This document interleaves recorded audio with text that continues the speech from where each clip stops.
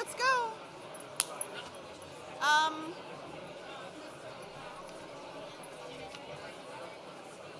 where's Chris?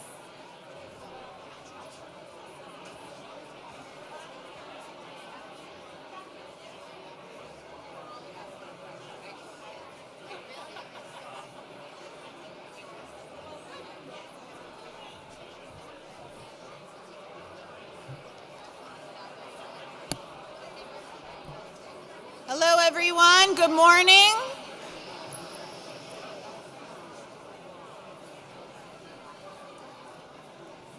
We are going to get started.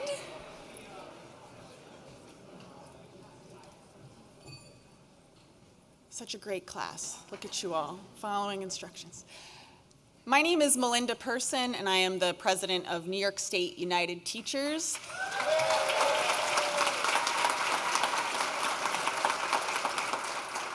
Thank you so much for joining us here today for this really important conversation about cell phones, social media, and technology, and their impact on our students and our schools. Today we've gathered a dedicated group of teachers, parents, superintendents, school board members, elected officials, administrators. I even brought my own middle schoolers here to talk about we, as the collective of people who care about kids and schools and learning and youth mental health, what can we do to tackle the very real problems that we face today? And so I want to acknowledge our partners in this effort. This is like a wedding you plan and you hope people will show up, and look at this, you did. We originally thought that this would be about 200 people, and now we are almost 500 people here in this room today.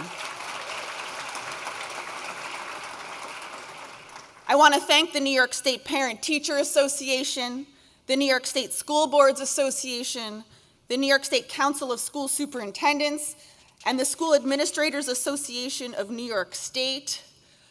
All of these organizations care deeply about children and education, and that is why we are all coming together to sound the alarm. We have circled the problem. We know the challenges that we face in our classrooms every day, and we're here today to talk about potential solutions. And so I am really excited to introduce this morning our next speaker, who needs no introduction at all for many reasons, because she has been out front on this issue for over a year now. The governor and I have been tackling the issue of predatory social media companies for over a year and have successfully passed legislation to get that issue resolved. And yes, that is huge. But we cannot stop there. This nation-leading legislation that we passed here in New York State must be considered at the federal level. We also need to start to talk about the influence of cell phones in our schools. Those of us who are in schools every day see the constant use of personal electronics, so not just the phones, but also the earbuds, the watches, and the other distractions. We see the impact they are having on our students' ability to focus, their ability to connect with their fellow students, to be out here in reality, right, instead of in a virtual world, and to engage in authentic learning. So when I told the governor that many of us in schools would welcome this conversation, that we need some state leadership on this issue, she took this and ran with it. She has been around the state holding listening sessions with educators, with parents, with community to talk about how we can solve this very real problem. And she's been clear that she is willing to take any and all action, despite any political resistance, because this is the right thing to do for kids. That takes bravery, it takes guts, and I'm proud that she is the governor of the state of New York. Please join me in welcoming Kathy Hochul.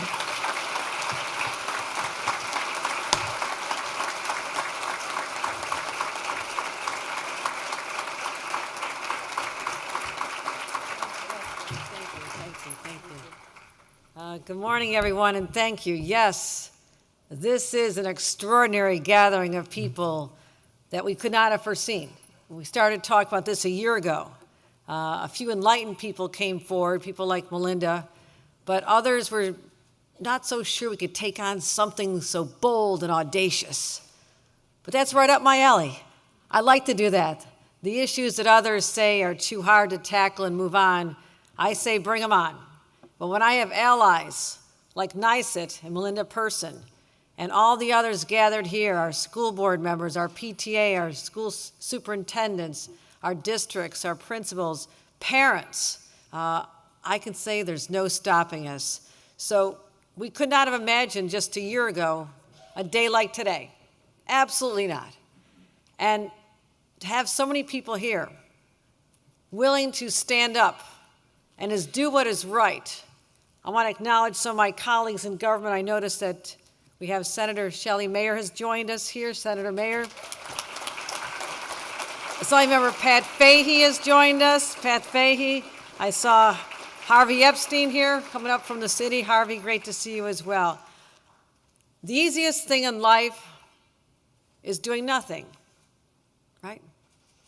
But when it comes to our kids on an issue like we're talking about today, doing nothing is simply not an option. And when I took office, I vowed change. I had seen that our mental health system here in the state of New York had languished from neglect, forgotten. No one talked about it, but yet New Yorkers were suffering. And you know who was suffering the most? Our kids. I can guarantee that every adult in this room does not wake up thinking about the pandemic anymore. COVID is in the rearview mirror for you. My friends, after listening to countless young people, it is still having an effect on their mental health today. What they went through for a year and a half, 2 years, has profoundly impacted their quality of life and their well-being. So we have to acknowledge that. We have to acknowledge that these kids are suffering. And I made a commitment to transform New York's mental health system. And we do it, we don't go halfway. We boosted funding by $1 billion to show our commitment, investing in more psychiatric beds and services and setting aside millions of dollars to help kids with programs, suicide prevention efforts, eating disorder care, peer-to-peer programs. But you know what was so important to me? Was the school-based mental health clinics that when I was growing up, or my kids who are now adults were growing up, you wouldn't have thought you needed. But today, we need them. And we listen to the kids, we listen to parents. And I could not ignore the trends that were emerging beyond the pandemic. What else was having such a detrimental effect on our kids' mental health? And we learned that coinciding with the pandemic was the rise in addictive algorithms, intentionally designed by social media companies to grab your child, your student, and hold them captive. Every generation has struggles. I'm a former teenage girl. I know it's not the easiest time in life. I raised a teenage girl. I'm still around to talk about it, and we're very close now, okay? And none of this is news to you, but the parents and teachers of today are wrestling with something that is unprecedented. And you see this, all of you. I'm not telling you something that those of you who are in constant communication with our kids, our teachers, our administrators, our school boards, you know what I'm talking about. You're on the front lines. And I'm proud to stand shoulder to shoulder with NYSET and educators to say that, first of all, we have to make sure there's sufficient funding for our schools overall. We've increased school aid.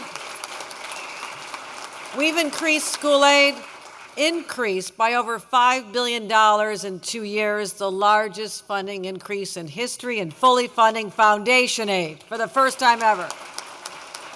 Tier 6 retirement benefits there to help our teachers, overhauling the reading curriculum. I listened to Melinda, I listened to Randy Weingart, I listened to Mike Mulgrew about how we're teaching in our schools, why we're teaching reading and phonics based on a system that was put in place 20 years ago and is not successful. So I don't mind reaching into the world and saying we can do better.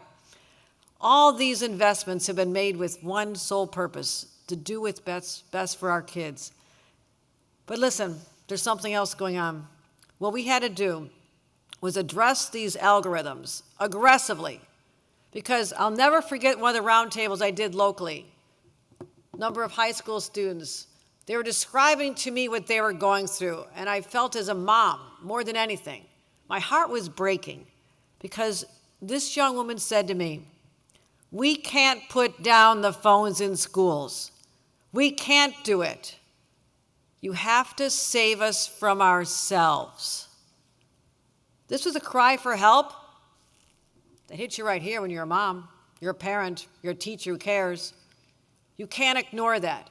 What she was referring to was the fact that she'd be ostracized, that she had to know that the kids who were talking about what she was wearing that day or what she was saying or what she was doing in school or their meeting in the lavatory, she needed to be connected, because if you weren't, you were a social outcast. But just imagine a world where no one has the phone with them. No one is an outcast. No one has to worry about being bullied when they should be paying attention to their teacher in the front of the classroom. This is the world we're talking about. The anxiety, the depression, the sadness that never seems to go away. I have close family members. I'm watching them spiraling. They need help. So we took on the social media companies. Not an easy task. I'll tell you that right now, not for the faint of heart. But I said to them, with all these threats of litigation against us, you're going to lose in court. I said, get out of the courtroom and get into my conference room. We can work on this together. We don't have to be adversarial, because I guarantee your corporate leadership, your CEOs, your employees also see what's going on with the product you're creating, and there must be limitations on this. Leave our children alone. Let them get some sleep at night. Don't be bombarding them 24 hours a day with messaging that they did not ask for. That's the whole nature of this. They're taking information about your child, your student, and monetizing their mental health by bombarding them with advertising and messaging over and over and over again. They can go to social media sites if they want to. They can go to support groups. They can go where they want to go. But this is about them being on the receiving end of something they did not ask for. So we changed the law. I thank our legislators. I thank Nili Rozek. I thank Andrew Gennardis for two leaders being champions, stood with me, and our Attorney General, Tish James. Last October, we did a press conference with our teachers and everybody. And we said, we are going to make sure that New York leads. We're going to be number one in the nation in terms of how far we're willing to go, because the costs are so high if we do nothing. So, online privacy. You should not be capturing information about our kids and selling it. You should not be hitting them during nighttime hours. And parents should be able to be aware and turn off the addictive algorithms. You cannot send them this information anymore. And we got it through. The regulations being worked on, and the rest of the nation is paying attention. Look at Instagram this past week. Now, I'm not saying they went all the way. They have some more to do. But at least they took that step that everybody told me a year ago was impossible. Wait, how will we ever know whether it's someone under 18 or not? We don't have the ability to do that, so we cannot limit our activity with kids under 18. I said, really? You're tech companies. You know how to figure this out. Surprise, surprise, they figured it out. And that's what they did this week, and I need others to do that. So we're looking at this. We're looking at the Surgeon General report on how children are held captive.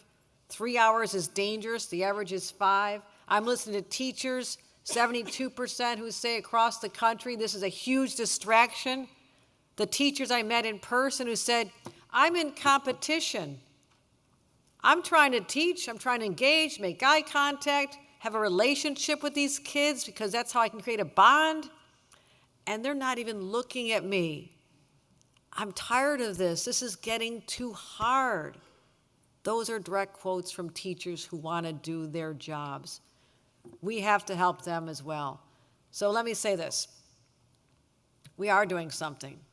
We're taking on the tech giants. They're starting to come around. We need Washington to do more. You'll hear more about that. And I thank Randy Weingarten for being a national leader on this and being our champion in Washington, D.C.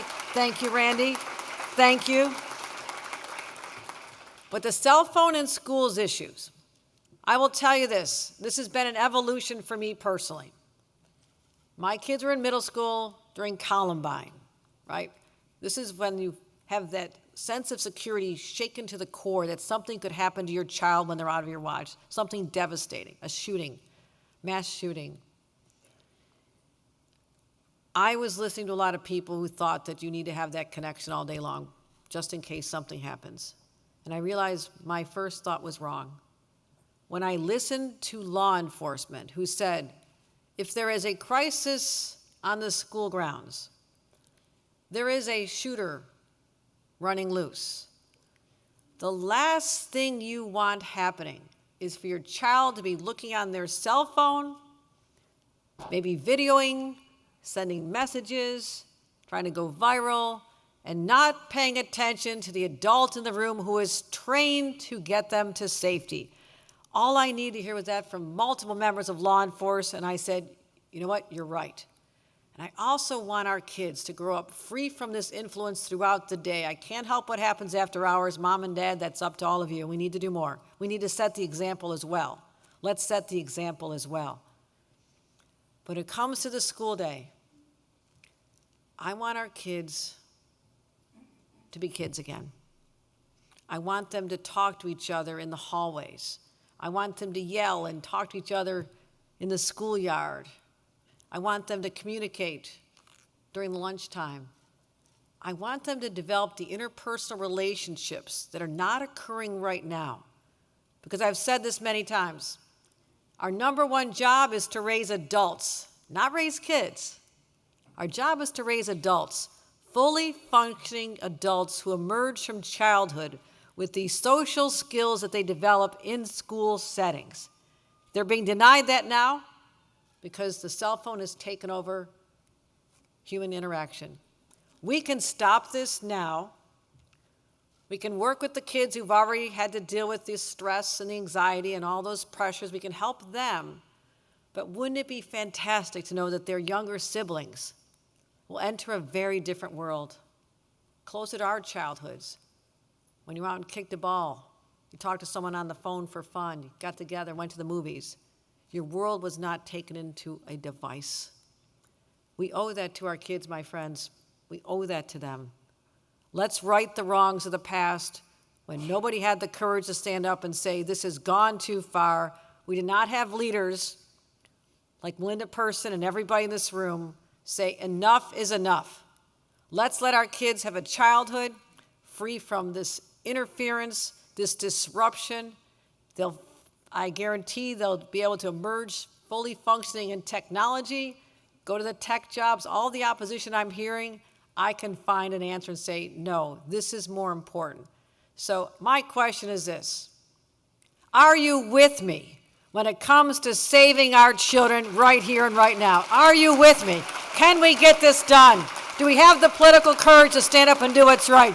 My friends, if the answer is yes, we will look back at this time and say, we finally saved the next generation of kids, and it all started in a room like this right here in Albany. Thank you very much, everyone.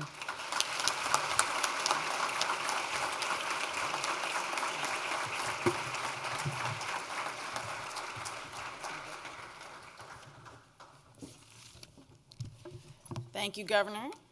And I do want to acknowledge the young people in the room. If you're 21 or under, raise your hand. We do have students who are here in this conversation. And that is intentional. Because as I've traveled around the state, I ask to go to high school government classes or public policy classes, and I broach this subject with seniors and juniors, and they usually look at me with a panicked look. And one child, in fact, said to me, "You can't take my phone, it's my constitutional right." And I said, well, first off, we need to review constitutional rights in this class. But I think it's really important that they're here in this conversation because they need a voice in whatever solution we end up proposing or creating as a state, because their voices matter. And we need to remind them that they are participants in this democracy too. Yes. So next up, I'm excited to announce another speaker who has been an important leader across education issues in New York State. Senator Shelley Mayer serves as chair of the Senate Education Committee. She is a steadfast ally and champion on the side of bettering public education in the 37th Senate District and beyond. She has always made students her top priority, always. From advocating for funding to her push to expand full-day pre-K, she's prioritized public education even before she was elected to the Senate. In last year's budget, she fought to expand access to free school meals to benefit all students, for funding across the state. So it is no surprise that Shelley Mayer was willing to come here today and speak to us on yet another important issue facing our students, this issue of social media and cell phones in schools. Please join me in welcoming my friend, Shelley Mayer.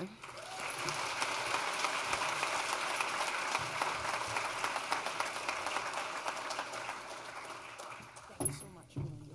Thank you. Thank you, Melinda, and really, wow, you look out and you realize this is a galvanizing issue, and credit to NYSET and the leadership of Melinda Person, who has pushed this issue, and tremendous credit to Governor Hochul for standing up and standing her ground that we must deal with social media and our kids.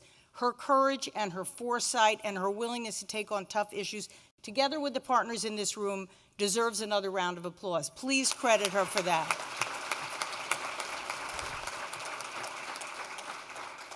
So about a year ago, as schools were sort of returning to normal, my colleagues and I in the Senate realized, as is being said here today, that the mental health challenges of our students were becoming quite dominant and that social media was very intertwined in that issue.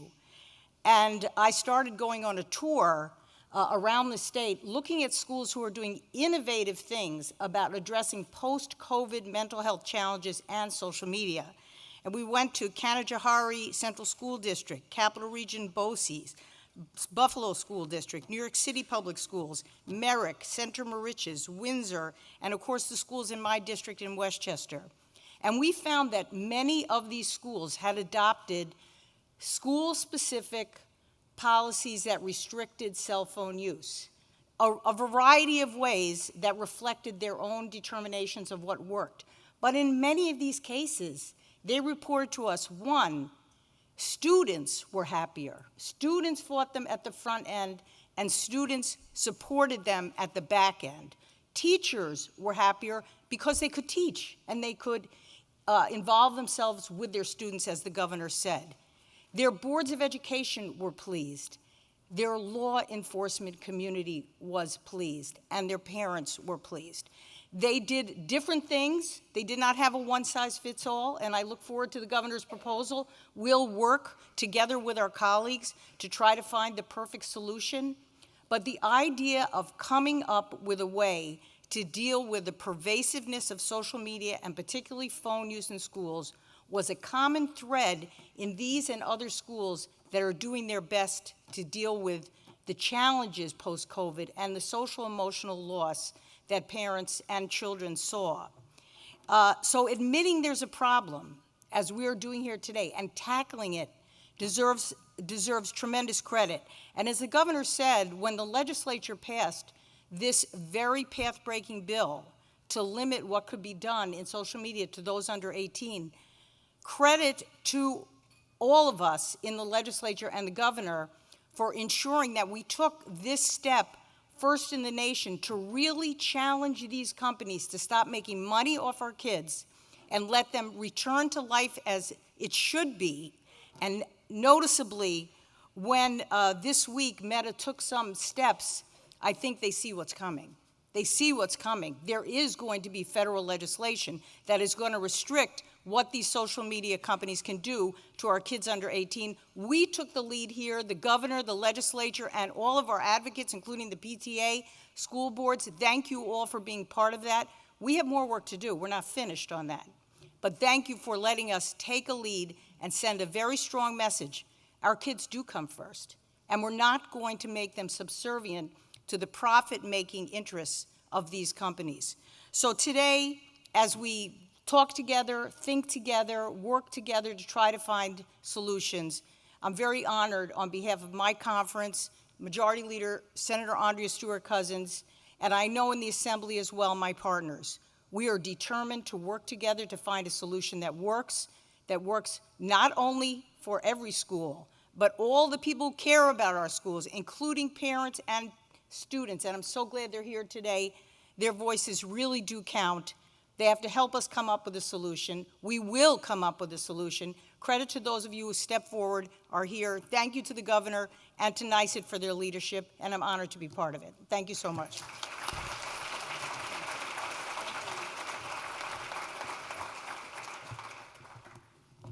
Okay, so before we move on to our plenary panel, I would like to invite you to grab these lovely pouches that are at your table. In the interest of creating an immersive and connected experience today, I would invite you, this is not a requirement, right, to try something a little different, a phone-free environment. I know I see everyone twitching a little. We invite you to place your phone inside the pouch, and please power it off or make it silent before you do that. You're going to push the green button and take a break from the online world. This will allow us all to disconnect and to be present here today for this experience. Now, there are a lot of different ways that we can put phones away. There's a few other common tools that we see in schools every day up here on display. But today we thought, so you could stay close to it, right? We would let you try out these pouches. Now, if you need some phone time, just unlock the pouch, no judgment. But this is, my kids, they're so happy to put my phone in this pouch, I can't tell you. But this will allow us all to be present together for this convening. I want to say a little bit more about the folks that are up here on the stage. Now, they are all here to tell you some personal stories. Personal stories and experiences from their home or from their work that give a sense of urgency to this issue and why we must tackle it as a group of people who care about children. They have lived with the repercussions of social media and cell phone use in schools, and they can speak directly to the consequences if we fail to act. So it is my privilege to bring up our first speaker, Mary Rohde, who is a parent and educator and will speak as a parent and share a very real circumstance stemming from exploitation and cyberbullying on social media. Mary.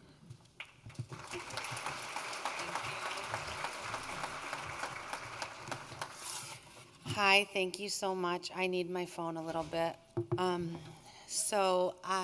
name's Mary Rohde. I've been a teacher for 25 years in the Canton Central School District. I'm a mom of 3 kids. It's really nice to be with like-minded people because that's not what's been happening to me so much lately. I was in DC all week before I came here to speak to representatives about the Kids Online Safety Act, the federal legislation that's been mentioned here, and I'll tell you more about that. But before I get into that, this is why I need my phone. I'm just going to read to you the 21, I hope I can find it, I had it open, the 21 online harms now recognized that are happening to youth right now on these completely unchecked platforms. Okay, here we go. Child and adult influencers, disinformation, misinformation, extremist recruiting, lack of privacy protection, online gambling, online gaming addiction, online marketing to minors. Oh, it's hard to read because I know the kids who died because of these. Persuasive and manipulative design, screen addiction, catfishing, dangerous social media challenges, eating disorders, body dysmorphia, gaslighting, rumor spreading, reputation slander, self-harm, selling illegal street and prescription drugs on social media. There's 21. We didn't add on the mom that we met this week, whose 14-year-old took his life after he figured out that the girl he was in a relationship with was actually an AI chatbot. So I go there to DC after I make my sub plans. And with my new friends who are also grieving parents, one of the hardest things this week was that there was a dad there whose harm was sextortion. And that was the first time that someone was there with the same harm as me. And he said, if only I had known. And for 18 months before his kid died, I was trying to tell everybody. And it's so sad and hard, and this is what I do. I sit in front of people who are so less informed than the people speaking here. Thank you. Maybe they're 22-year-old legislative aides, maybe they're attorneys who are chiefs of staff, and maybe they're actually the representative. We were feeling such a huge win when we passed the Senate 91-3, full bipartisan support. I could talk to you about the 3 if you want to, but and it's hard to get in front of them. The big tech money is so powerful. But here's what I do. I say, hi, my name's Mary Rohde, and I'm from Canton, New York. And this is my son, Riley, who was catfished and died by suicide after a 6-hour encounter with a sextortionist from the Ivory Coast who posed as a beautiful young girl, befriended Riley, sent him child sexual abuse material, which is already illegal, convinced my baby, he's still a little boy, I'm still making his breakfast, he can't drive a car, to send her pictures.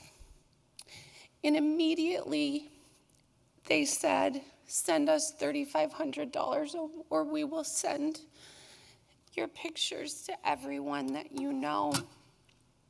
And he got braces on that day. We didn't go to school.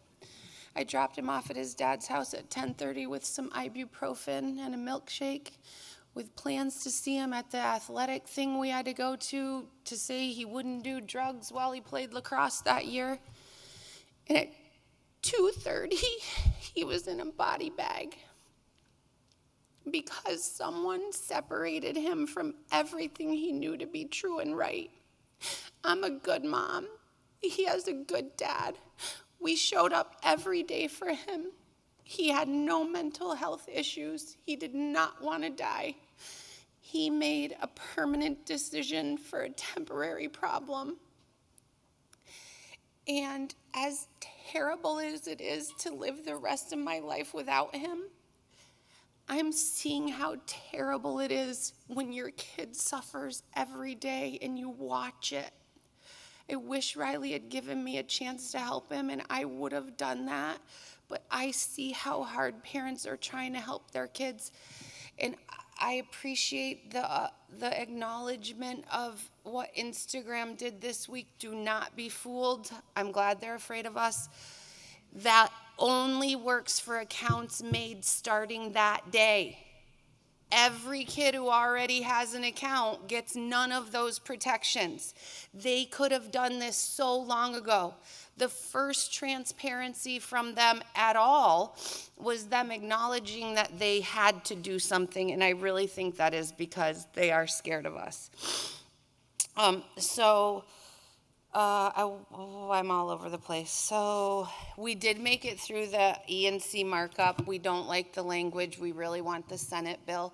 My representative, Elise Stefanik, is a co-sponsor of the bill. I would be glad to tell any of you whether your representative is a co-sponsor of the bill. It's really not that hard to contact them. I know we're teachers. We don't want to do a lot more work, but still, if you want to help me, if you want there to be no more moms holding pictures like this, we need you. We really need people to call their representatives. We need this legislation to go through. We have to show them that our government is more powerful than them right now. If not now, when? If not them, who? We've been working for 3 years on this, and we said yesterday in Speaker Jeffrey's absolutely beautiful Capitol office that we're the first generation to lose our kids to these harms, and we need to be the last, and we need the government to step in and do something about this. So I'm glad to be here with you. My ask, call your rep. I'll tell you if they're a co-sponsor. And one thing I think is a big deal on your phone, just turn off all your notifications. I think that's the simplest thing we can do to set an example. Don't let all those little red dots be on your phone. Only go on those things because you choose to. You want to put 10 minutes into it. I know that we're not going to get away from these devices. We have to be setting a really strong example that it doesn't control us, that we care about relationships, that we want to help kids no matter what. I also have these awesome people here that I know, Randy and David, and if you want to know anything, I have a group that will help you with that. If you want a fact sheet, if you don't know how to talk to a kid about a harm, let me know. There's a grieving mom working on that. So please call your reps. Thanks for having me here. I'm happy to be with you all.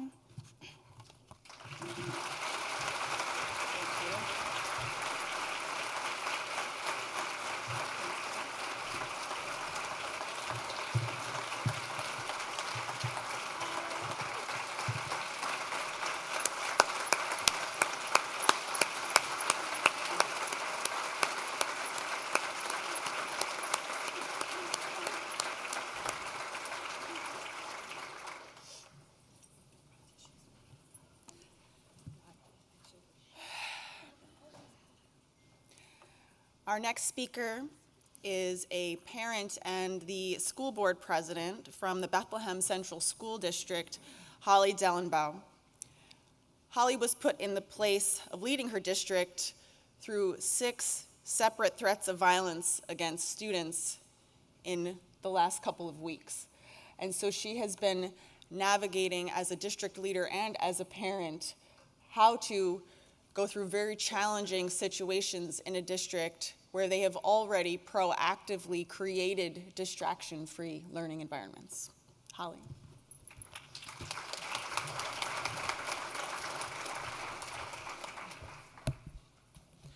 Thank you, Melinda, and good morning, everybody. As Melinda mentioned, I have the privilege of serving as the president of the Bethlehem Central School District Board of Education. I'm also the parent of 3 children, including a high school senior, so I speak today from both of those perspectives.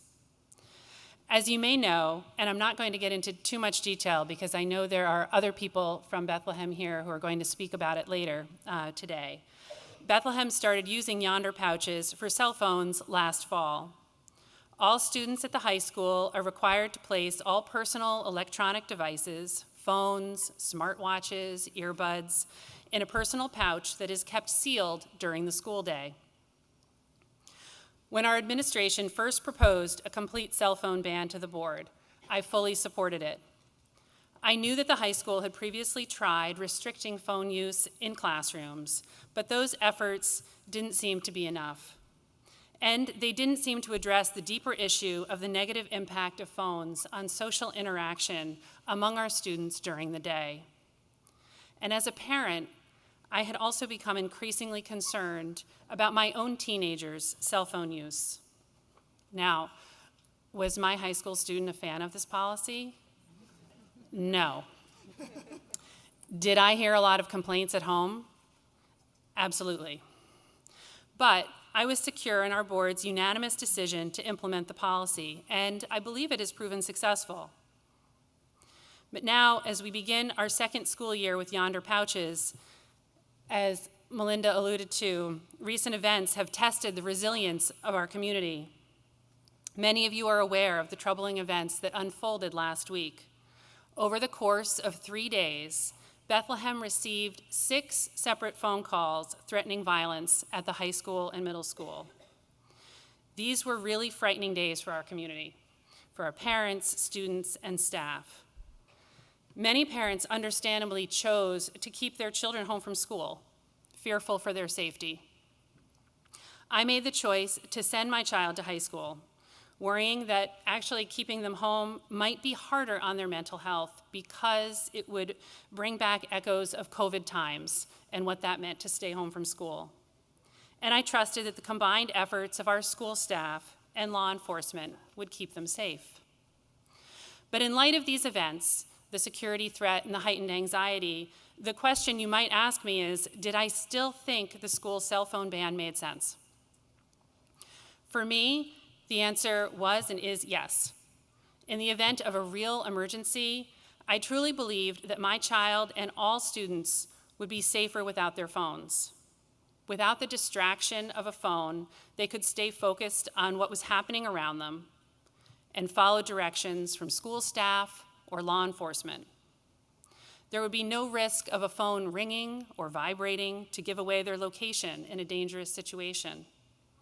Plus, we would reduce the chance of cell phone networks being overwhelmed, potentially disrupting critical communication for our first responders.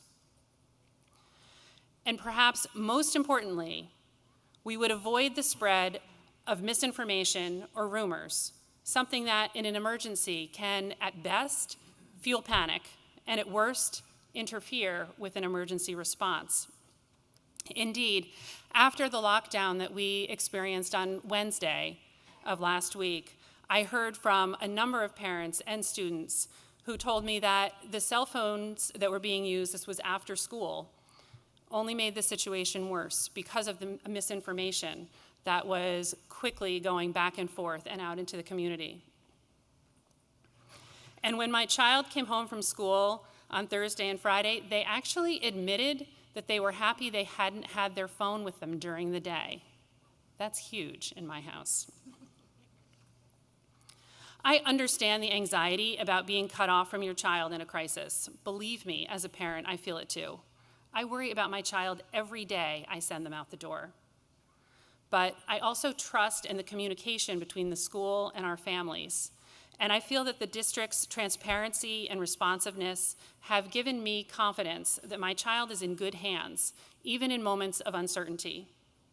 So while I recognize the concerns, even in light of everything that happened in our district last week, I still believe our students are ultimately safer without their phones during the school day. Thank you.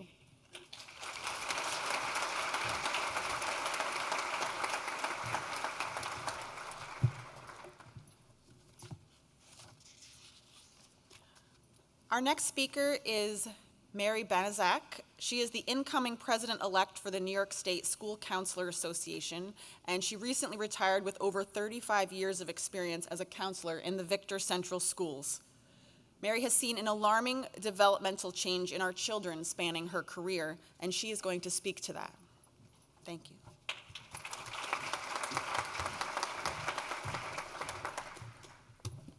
Good morning. Over the past 35 years, as a school counselor and 8 years prior to that as a teacher in the classrooms, things have changed, and they've changed remarkably for all of us. As a school counselor, we work closely with other professionals in the school setting. School psychologists, school social workers, our school nurses, all work together under the direction of our building and district level administrators to support our students. Together, we're called the Collective Care Team. We were honored last year when NYSET invited the professionals from each of our organizations to come together to share our work and our roles and responsibilities and how we work together to be even more supportive and effective in dealing with students. The needs of students are increasingly complex and diverse. Things that didn't exist years ago are prevalent every day in our world and in our school communities. School counselors work across disciplines with teachers, administrators, and our collective care team colleagues to help students thrive in school and to utilize the learning standards that New York State has set forth for us.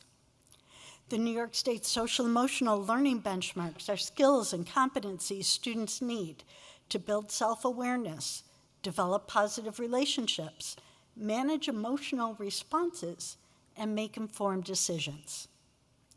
The New York State Career Development and Occupational Studies learning standards provide a framework for career readiness and success in the workplace. The American School Counselor Association Mindsets and Behaviors for Student Success outline the knowledge, skills, and attitudes that students need to thrive academically, socially, emotionally, and in the career world. All of these frameworks support the holistic development of students to create a positive, inclusive school environment that has been impacted by the use of cell phones and technology. In addition to our New York State mandates for school counseling, we know our teachers have grade level and curriculum standards that guide their classroom instruction. And yet our teachers share grave concerns about cell phones becoming a significant distraction within the classroom, impacting students' abilities to focus on the instruction and to relate to other peers and the adults in the school environment. I spoke with our teacher union president last night, and he said, case by case, classroom by classroom standards for cell phone use are not working. They're inconsistent, and we need some sort of framework that is consistent and clear and supported by all stakeholders in order to make a difference in the classroom.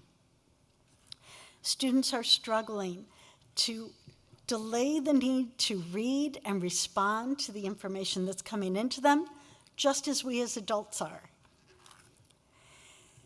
Counselors across the state have shared some concerns regarding the cell phone use in their schools. We all know mental health issues have increased. We all know that sleep issues are impacting students' abilities to be successful in school. We all know that attendance issues are one of the most difficult things to overcome and to deal with so that our students can be in school and learn. Our students are being barraged by peer input, judgment, and ridicule via their cell phones 24 hours a day, 7 days a week. They are receiving direct threats, they are receiving bullying messages and exclusionary messages, feeling left out. They are coming down in tears to the counseling office.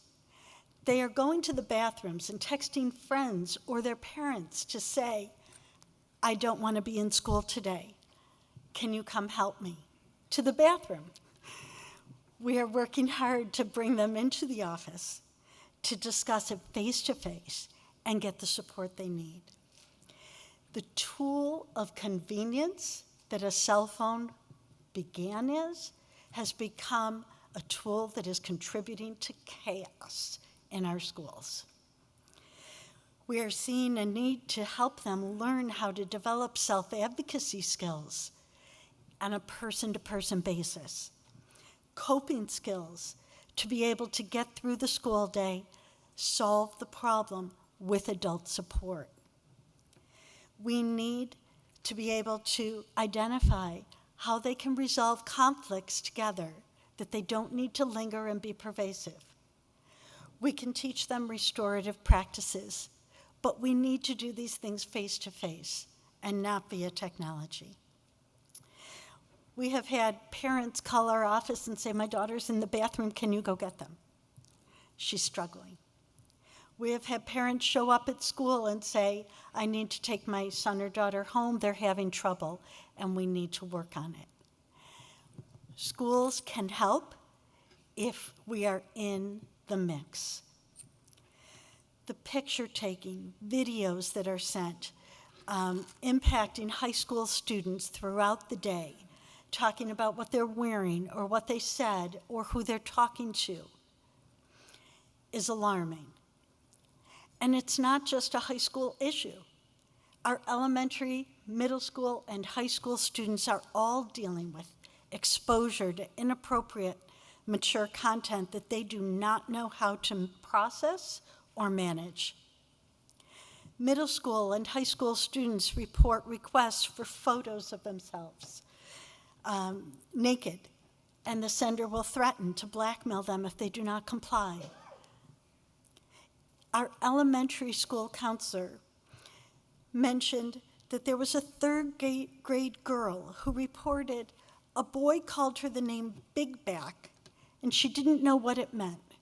She came to the counselor crying. The counselor looked it up, and it was a song from YouTube that means you're fat. There was another child who was singing, you've got something up your nose.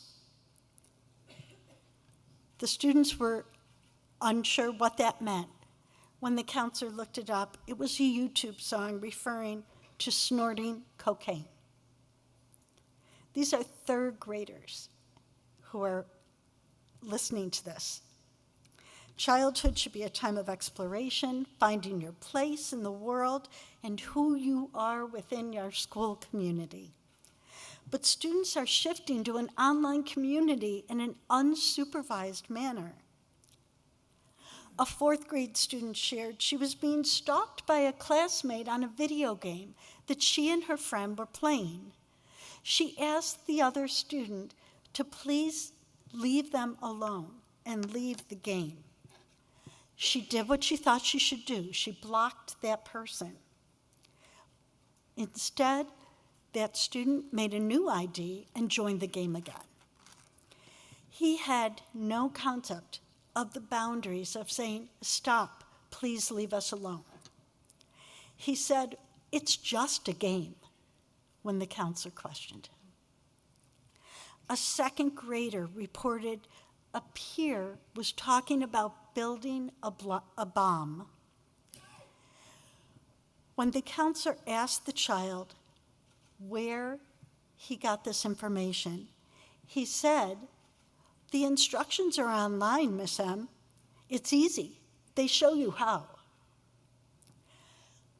Across the state, across school buildings, across all grade levels, we are seeing increases in anxiety, school avoidance, aggression, and attendance issues directly related to social media and digital communications that students are bombarded with in isolation without adult support or supervision. We are so glad to be here today to help create a solution to help our children and youth be able to navigate these issues. We need to address these issues by creating stronger, more cohesive learning environments that are distraction-free to help our students develop those social emotional learning standards, those career standards, and the mindsets and behaviors to help them be successful as adults. In order to achieve this, we need to find balance to protect our children and youth through clear, consistent expectations, a common understanding of boundaries, and coping strategies, problem-solving skills, all with our community's support. So thank you all for being here today.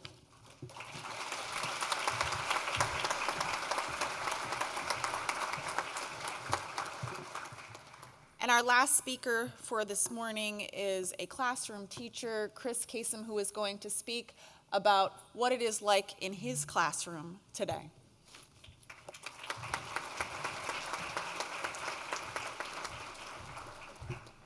Good morning, everyone. So I have a couple stories to share with you, but I was thinking about what we've been hearing today, and it made me think, this is like our modern day Swiss Army knife, right? There's so many different things we get out of this, even as adults and kids. But the one thing it's missing the most is the ability to help us interact and socialize verbally. We've talked about that intercommunication skill, which is like the foundation of societies and civilizations, right? Being able to communicate face to face with one another. And that's what brings me here, because as a teacher at Portchester High School in Westchester County, I've been collecting phones in my class in a caddy like that for about 8 years now. I think I'm going on year 9.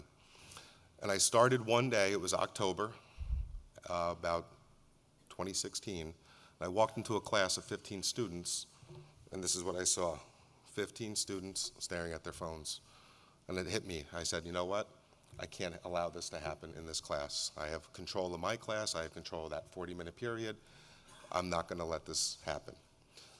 Fast forward 8 years, still collect phones. I've instituted in every class that I co-teach in.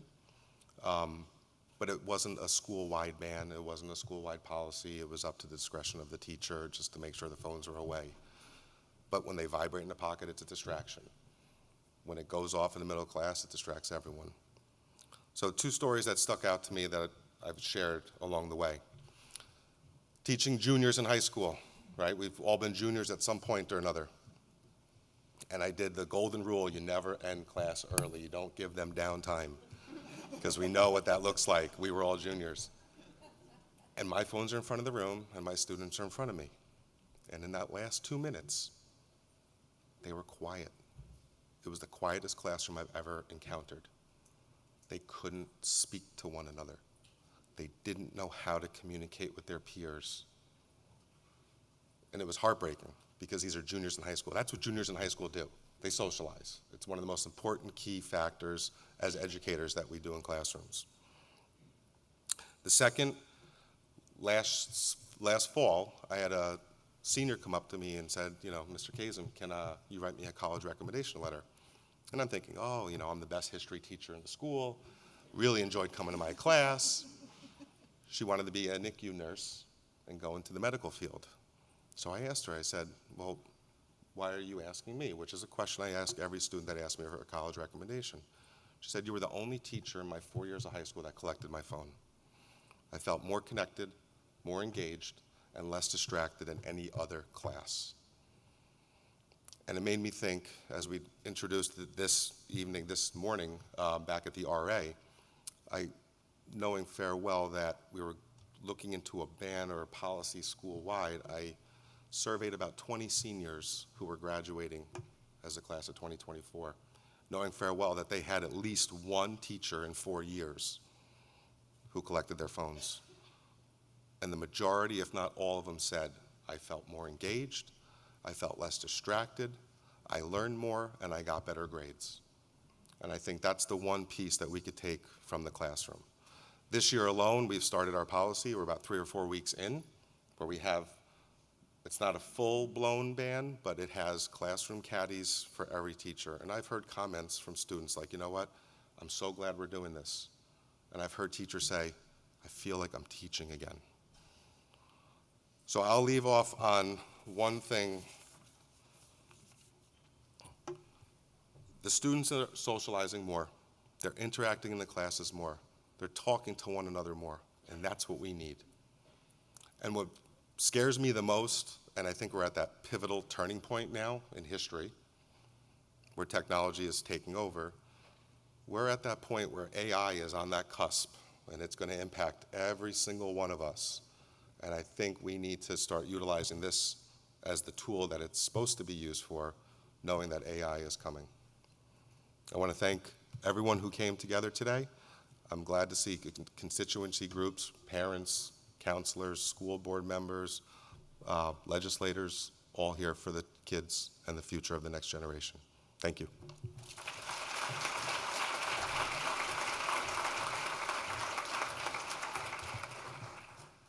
All right, so can we give one more round of applause for our panelists?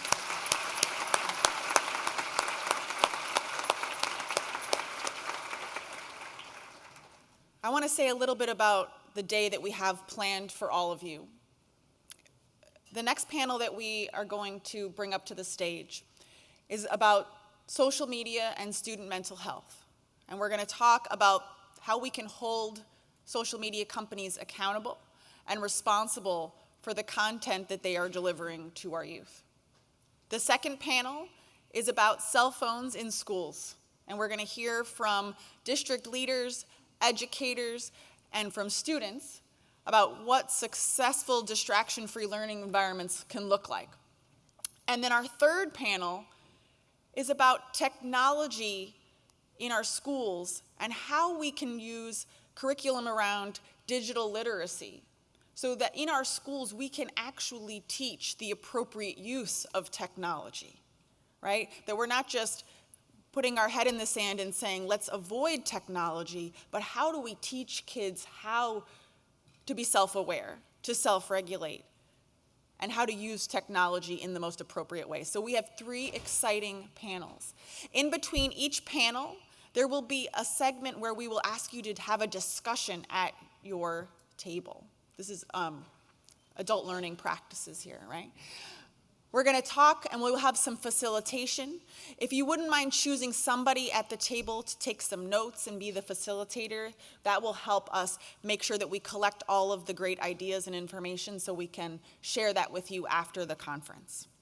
And so without further ado, we're going to transition briefly here to our first panel, which is going to be moderated by Kyle Belakapitsky, the Executive Director of the New York State Parent and Teacher Association.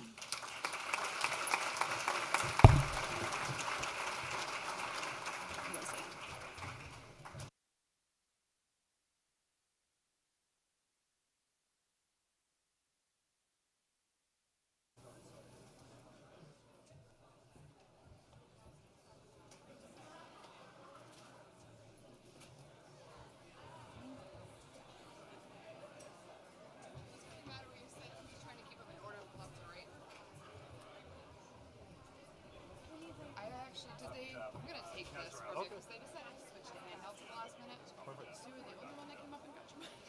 Listen, I follow directions. Especially this one, it's confusing.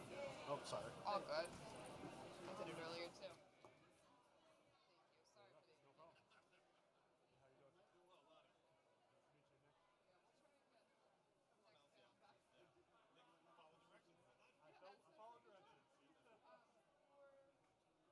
Sorry for the extra handheld up here for the moderator. Great, so it's 5 including moderator.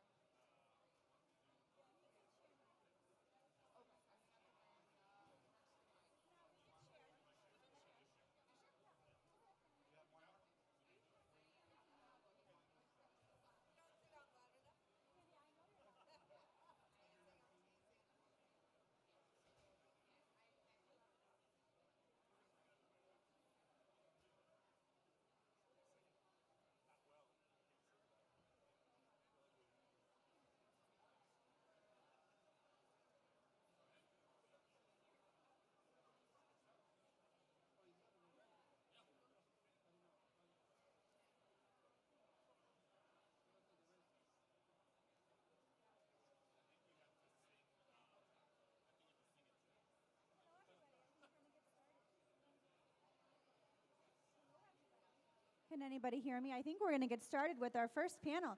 If you could take your seats, that would be so fantastic. I know if you have to use the facilities, that's always great if you can slip outside quietly. but we are going to get started to try to remain on time for this fantastic session. I'm joined by some fantastic speakers. You can see them in your agenda. First, I'm Kyle Belakopitsky, Executive Director of the New York State Parent-Teacher Association. So proud to be here today with you. Joined by me from right to left is Assemblywoman Nili Rosick. Assemblywoman, thank you so much for being here. Next, we have to her left, Randy Weingarten, my dear friend who is president of the AFT. Randy, thanks for being here from DC. Randy is all over the place. To her left, we have Dr. He told me how to, no, I am Belakopitsky, so I should not do well with this last name. Dr. Kazarowski, how did I do? He is the chair of the American Association of Pediatrics, because we know a relationship between our pediatricians and parents are so critical. Thank you, Jeff, and he said to call him Jeff. Jeff, thank you for being here today.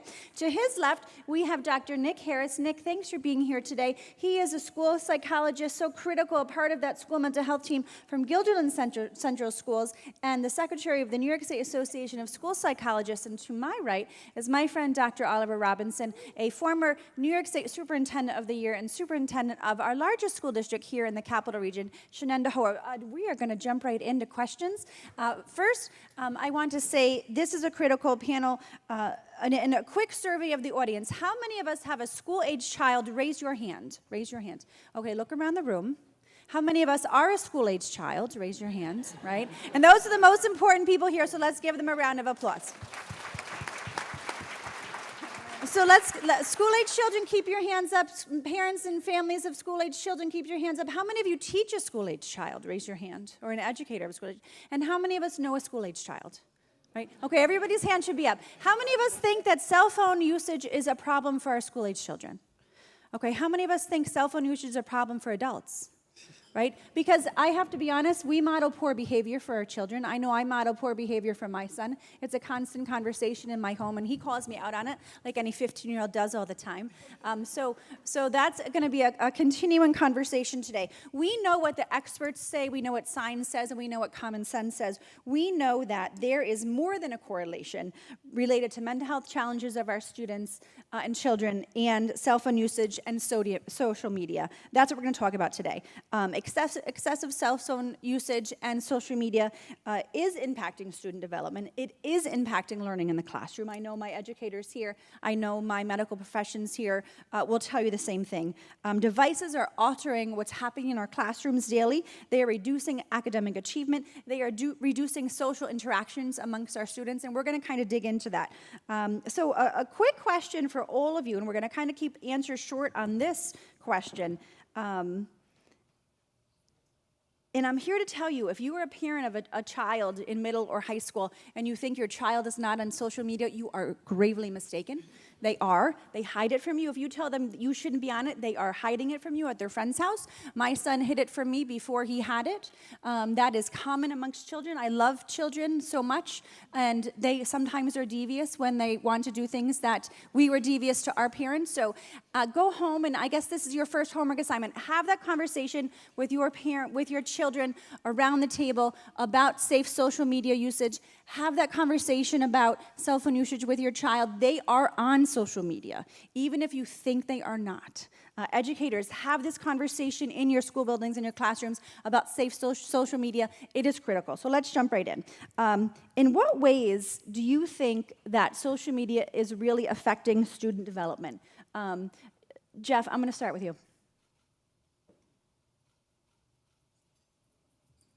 I think there are really four ways. The first is distraction. The second is mental health.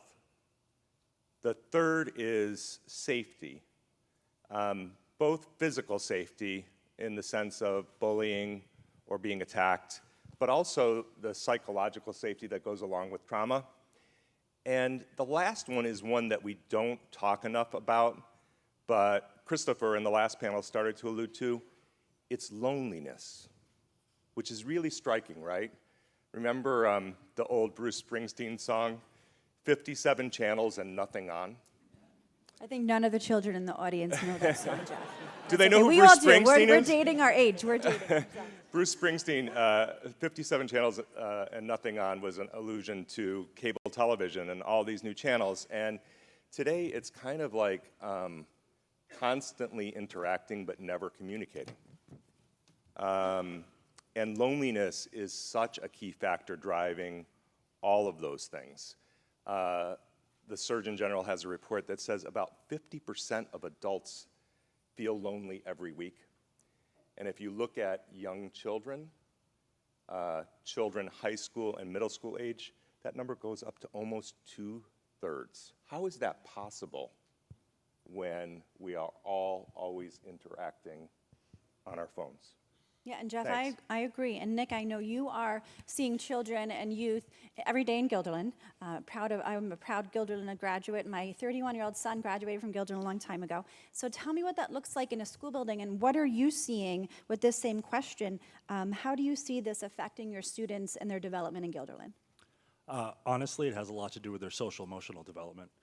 The struggling to talk to students, talk to adults, problem solve, how to navigate social situations, how to look people in the eye, or whatever the preference is when speaking with them, and just coping with the world around them. They hide their feelings, they hide their comments in the social media worlds, and then most of the time our students are reporting that, you know, whatever site they're on, whatever they're doing, they feel more depressed, more anxious, and more distracted just because of them.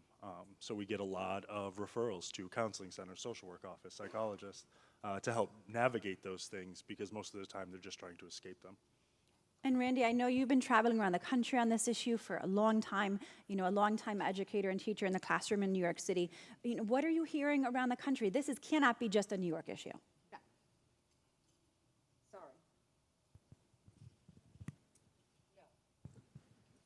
It takes a minute. Hold on, take Jeff's rant. I'll use my educator voice until I get a better microphone, okay? Is it working now? No. Jeff, you want to hand Randy your mic? Thank you, There we go. Jeff. Okay, it's working now? Yes. So, look, there's always about a binary choice here that we need to reject, which is what I think the first panel was saying. There's a lot of things that the internet has done that's been very helpful, but overwhelmingly, right now, post-COVID, particularly with the onset of AI and with the lack of regulation in the social media space, the disruption to relationships, coping, problem solving, and what both parents and educators need to do for kids, which is how we prepare them to navigate their world. This is a hugely, not just disruptive, but it is a hugely problematic source of undermining that. And you see that across the country now. And so I would say we got involved and engaged with working on COPA and COPPA and putting out this report that a lot of you see on the tables. I'll talk about that more later. But we got involved because what we saw post-COVID is what both the doctor and the educators here are saying. Kids were not looking at each other. They're not even not talking to each other. They weren't looking at each other. They didn't have the vocabulary. They were fixated and addicted to the phone. And so that's why we really got involved and engaged and wanted to try to correct the mistakes that had been made in terms of the onset of social media, of not having any liability or accountability or responsibility with the social media companies. And that's a great segue to Oliver, and with real responsibility in social media companies. Oliver, and you're going to know off the top of my head, you have thousands of students in Shenandoah. You know, you are very vocal on this issue, and you took a step that many school districts have not taken yet and actually sued social media companies. So let's talk a little bit about that. What does that look like? You know, you took legal action on behalf of your students. Explain what that looks like, explain what's happening with that, and explain why you felt so strongly about that as a school leader and a state school leader. What are your thoughts on this? Well, okay, a few things. When you think about the issue and the topic we're talking about, there are different levels and types of responsibility. There's responsibility on parents, responsibility on students, there's responsibility on school personnel, and in this case, we're talking about the responsibility that tech companies must have and take ownership of. And we've heard a lot of it before. And so when you think about several years ago, the largest issue schools, and to a large degree still dealing with, surround Juul, e-cigarettes.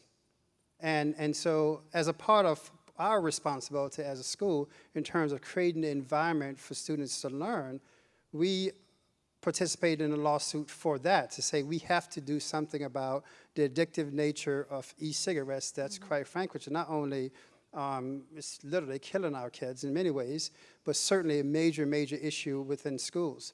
And so that then triggered a notion then, what responsibility do we have as school communities when parents, in fact, do send their students to us with blind faith that we're going to have their best interest in mind, knowing that there's certain factors that many of them which we cannot control outside of it. However, how can we use our platform as a school community to try to influence what tech companies do? You've heard a lot of things before in terms of the deceptive practices, the recently trying to look at age restrictions. So from our vantage point is, I'm not sure, quite frankly, the suit is still ongoing. I'm not sure from a financial standpoint what will be the implication of it.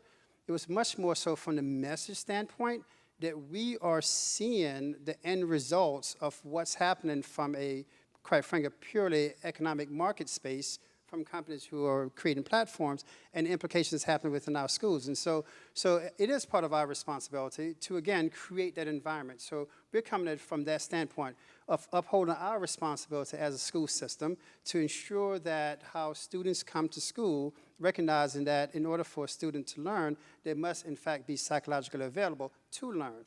And so that's the impetus for the lawsuit that we're engaged in right now. We started this back in August of 23, and it's still going. It's a nationwide lawsuit, and we'll see what happens with it. If nothing else, and quite frankly, I think a lot of the changes that you see now happening with tech companies is a result of some of these suits that's popping up, sending the message that, you know what, we all have a responsibility for the best interests of our students. And I agree, and I really want to thank my colleagues that are here from our other sister associations, the Principals Association, SANES, the School Boards Association, NISCUS, the Superintendents Association, the Conference of Big Fives, the ECB. You know, this is really a critical issue for all of the associations. Certainly nicer at putting on this conference, Randy, of course, AFT and NEA for all the work that they do. And certainly the Assembly and Senate and the Governor have been partners in this work.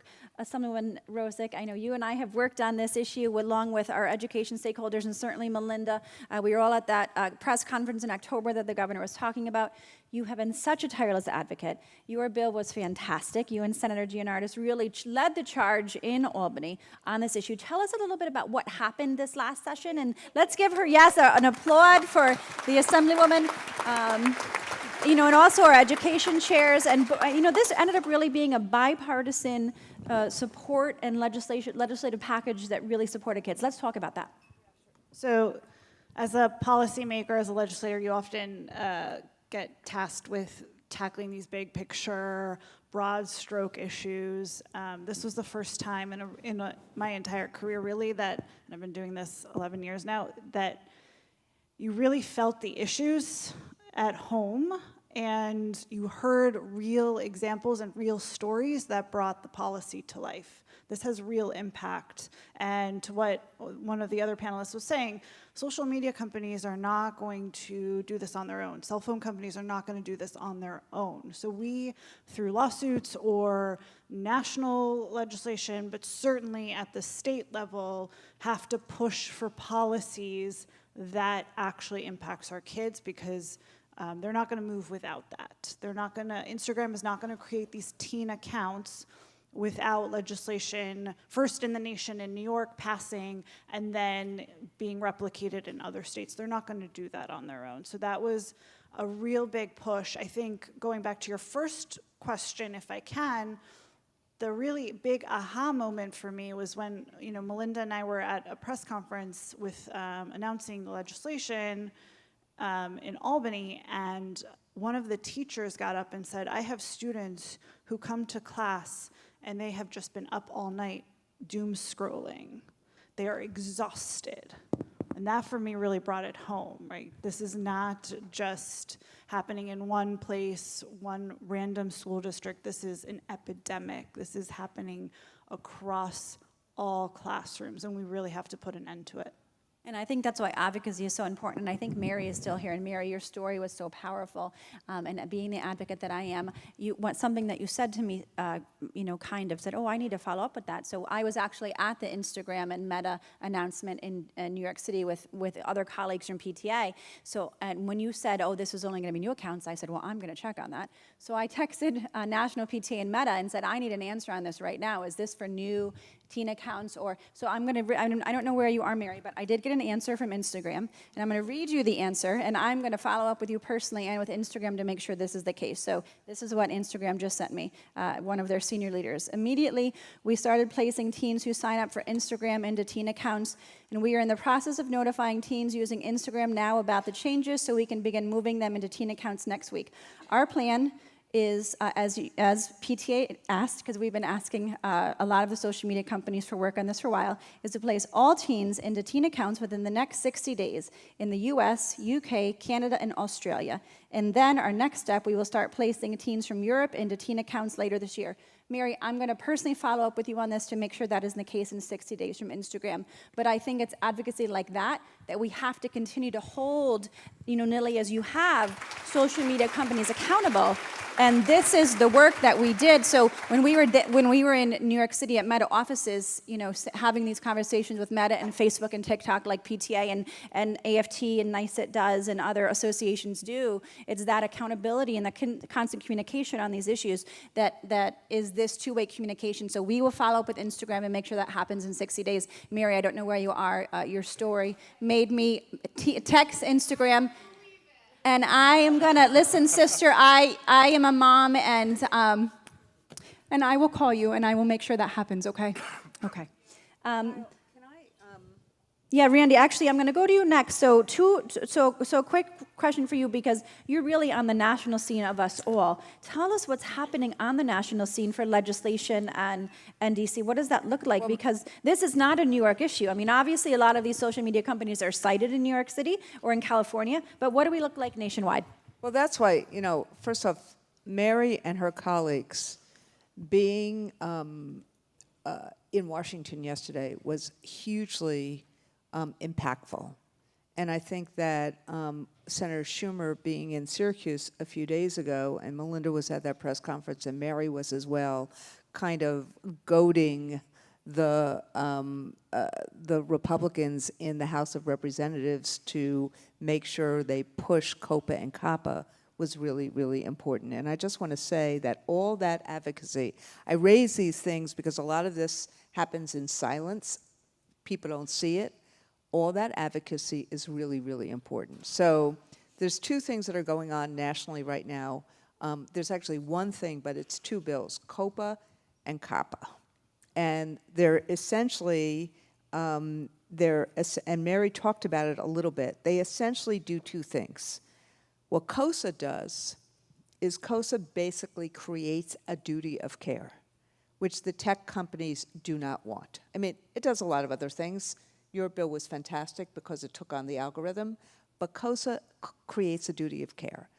The current law, in terms of social media law, basically says that these social media companies are indemnified from any of the issues that happen. And they do it through saying that the social media companies are speech companies as opposed to products liability issues. And that's what the lawsuits are doing as well. So that's what COSA does. It creates a duty of care. Mary's going to check me if I'm wrong on this. It's many, many pages, but that's what it does. I'm sorry, that's what COSA does. What COPPA does is COPPA basically is updating the current law on privacy. And this is the most important fact that I can give you, if I can find it, which is that by the time a child is 13 right now, the tech companies have captured more than 72 million pieces of personal data, and they use it to target ads and amplify harmful content, things like that. What this does is basically says you have to have permission before you can use any of this material. That's why these two bills are really, really important, and the Senate passed both of them by about 93 to whatever. I'm sure it wasn't 93 I heard we have 7. 3 we have to work on, so Yeah, it's gonna be. but what I would just say, in addition, is that the stories that people are telling are really important. And what we did last year in terms of AFT land, as I call it, is we put out this report that says likes versus learning. We did it with the American Psychological Association, we did it with Fair Play, we did it with a lot of other groups, because what we need to do is make sure that these tech companies can't keep using their terms of art as opposed to our terms. Like, we need to understand what the algorithm is. We need to understand what automatic scroll means. We need to understand the impact, and that's why we tried to put this report out in plain English. And the last thing I'll say is this. I gave this report to Mark Zuckerberg. We tried to create, when we put it out, we tried to create meetings, we tried to do things. We took our pension funds and went to their meetings and said, we're going to vote against you if you don't change these things. That's why new law is so important. I put it in his hand because I saw him in Washington, and he refused to have a meeting with us. He stood up at a hearing, turned around to parents and said he apologized. But the only reason Instagram and he is doing anything is because of all of you and because of COPPA and COSA. That's why we need these two bills, and we need the House to actually vote on it. I agree with Mary, they weakened it, but we are all focused on the Senate version of it and to get it out and to get it in law either now or during the lame duck after the election, because this will make real change for these social media companies and create real accountability.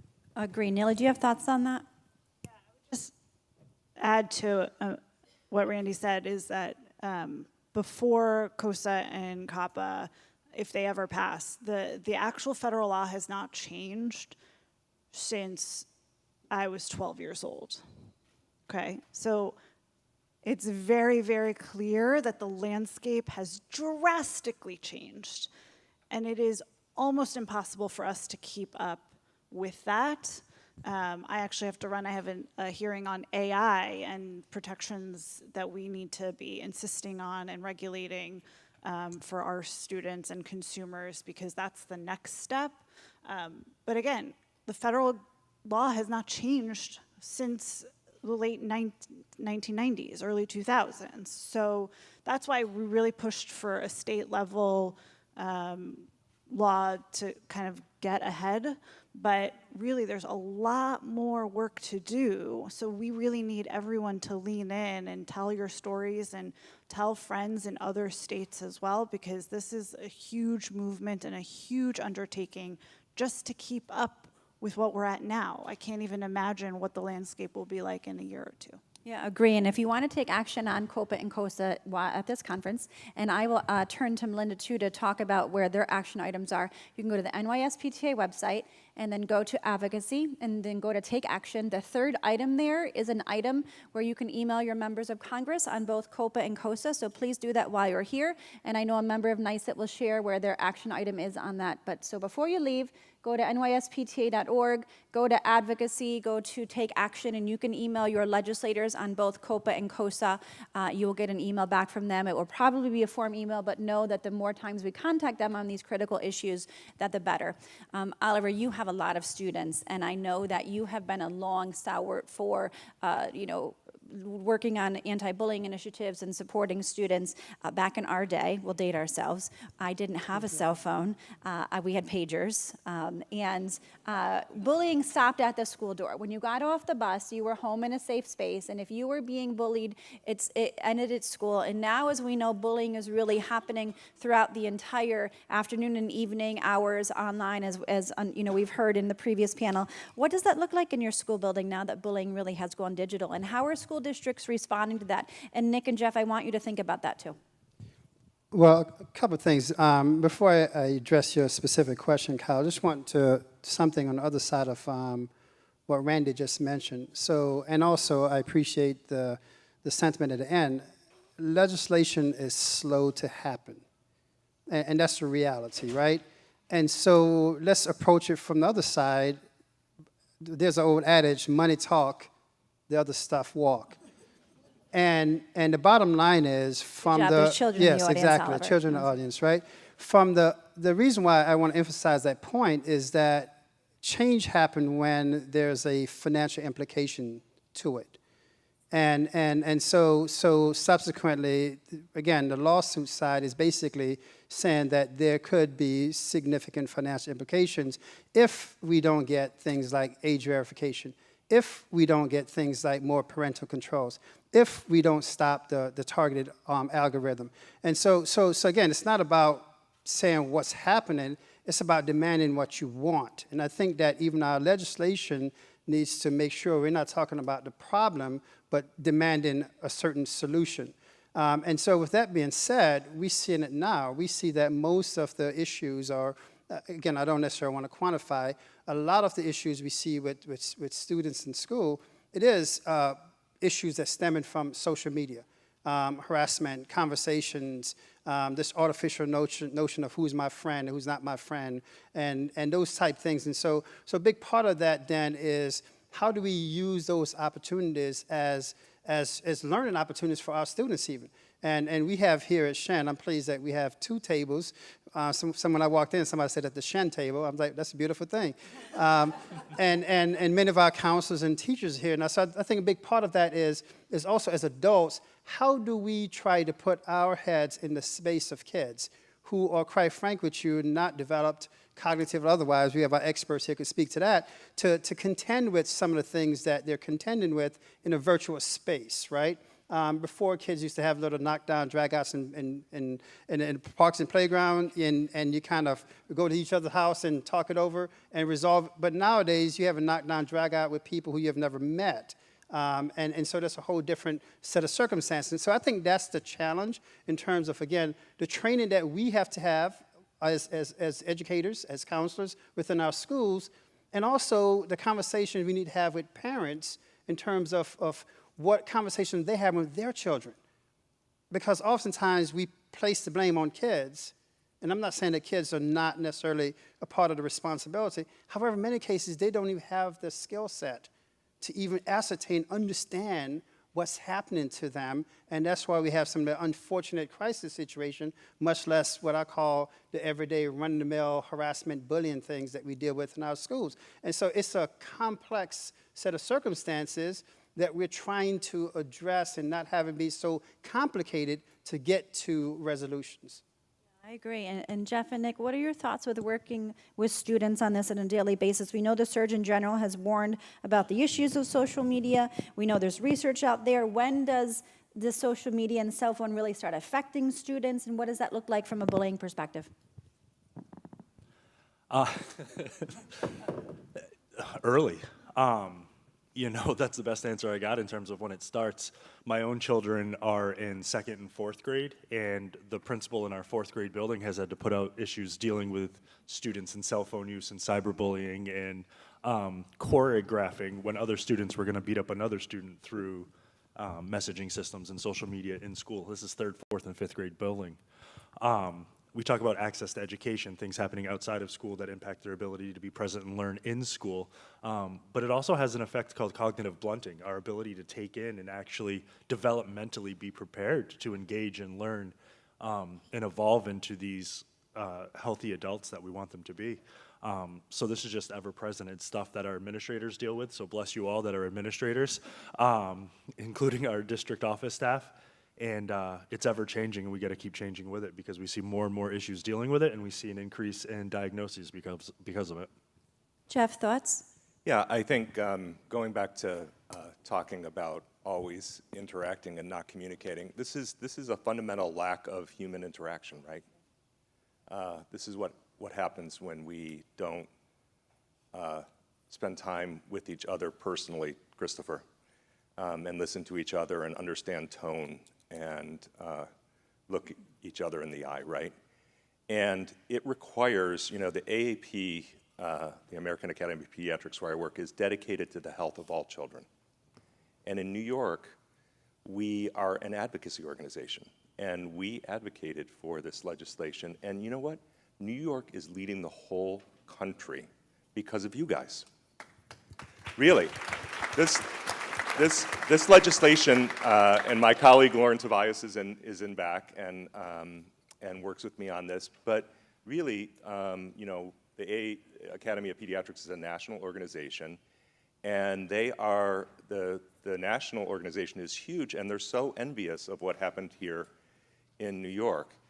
And I want to say to Mary, you and Riley are going to win. We're going to win. But I also want to say, to your point and to Randy's point, these are not good guys. These are not good guys. I mean, if you look at the press announcements the last couple of days, they're using the exact language that the tobacco companies used, right? When you're grown up, you can have access to these things. What does every kid want to be? This is deliberate. These are not good guys, right? Randy is exactly right.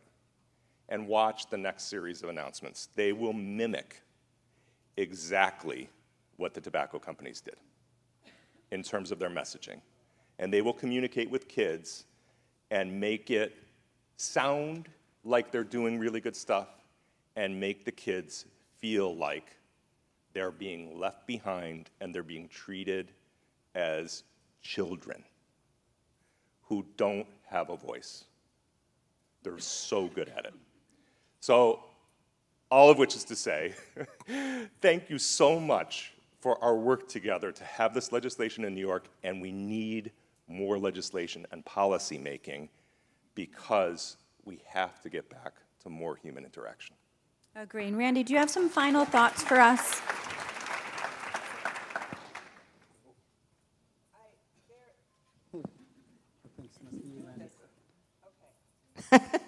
No, it's working. It was a laugh. The last panel of today on really learning and about media literacy that NICE put together.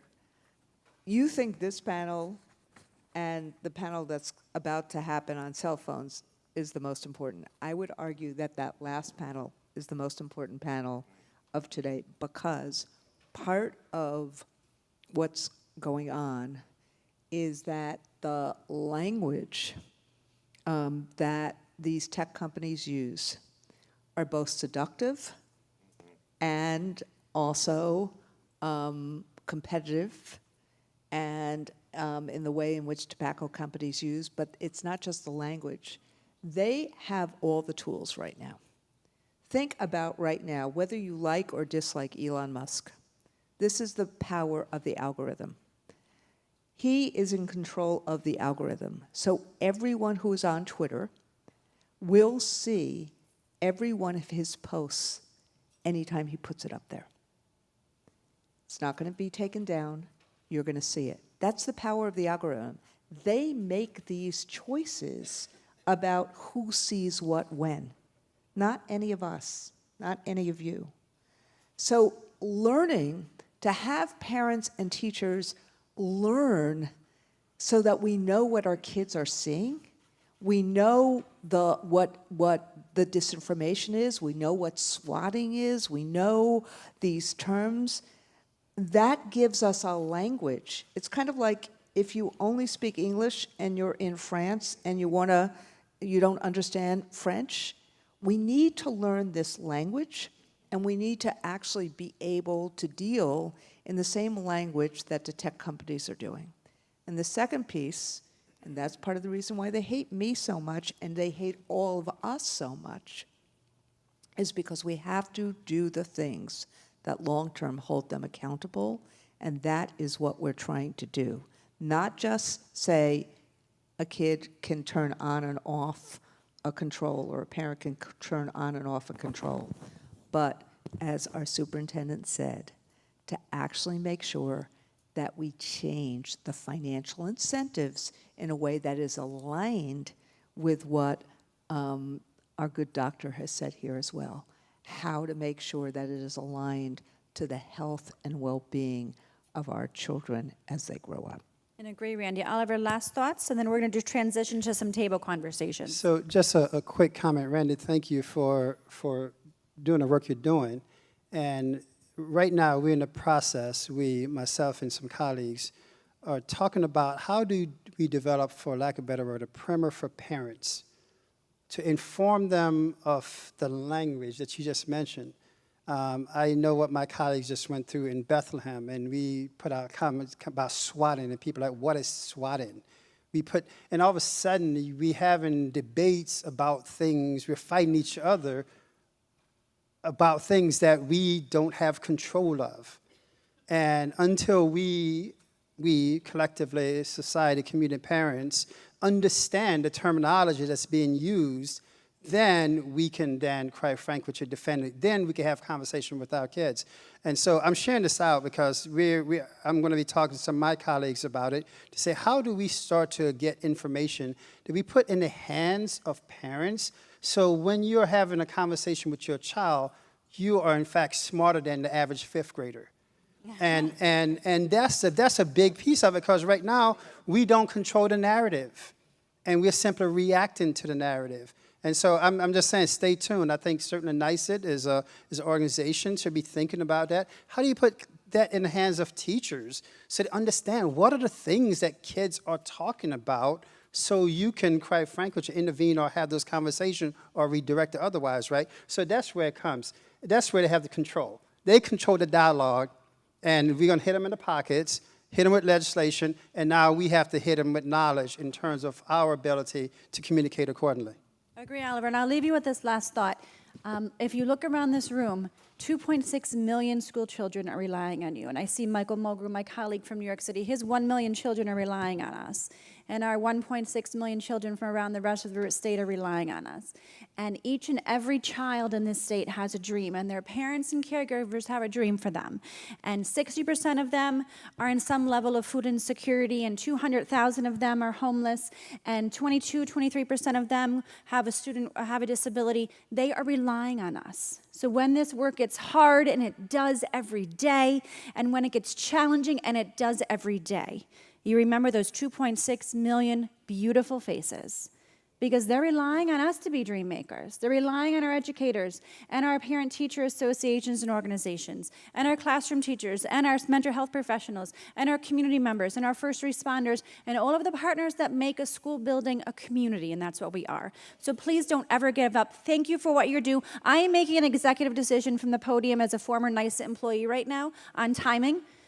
So Lonnie said I could do this. So we are going to have some facilitated table conversations on this conversation. Melinda will go till 11:05. Does that work? So we're going to have conversations at our table, some facilitated table conversations until 11:05. Then we're going to start our next panel. Thank you to this. Let's give a round of applause to these fantastic panelists today.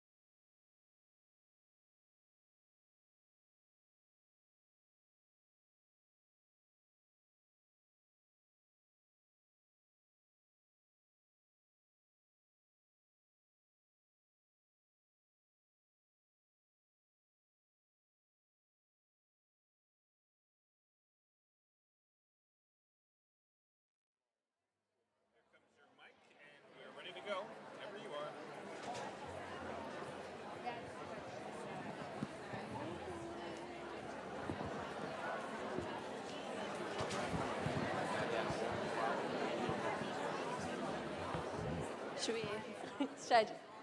Hello, everyone.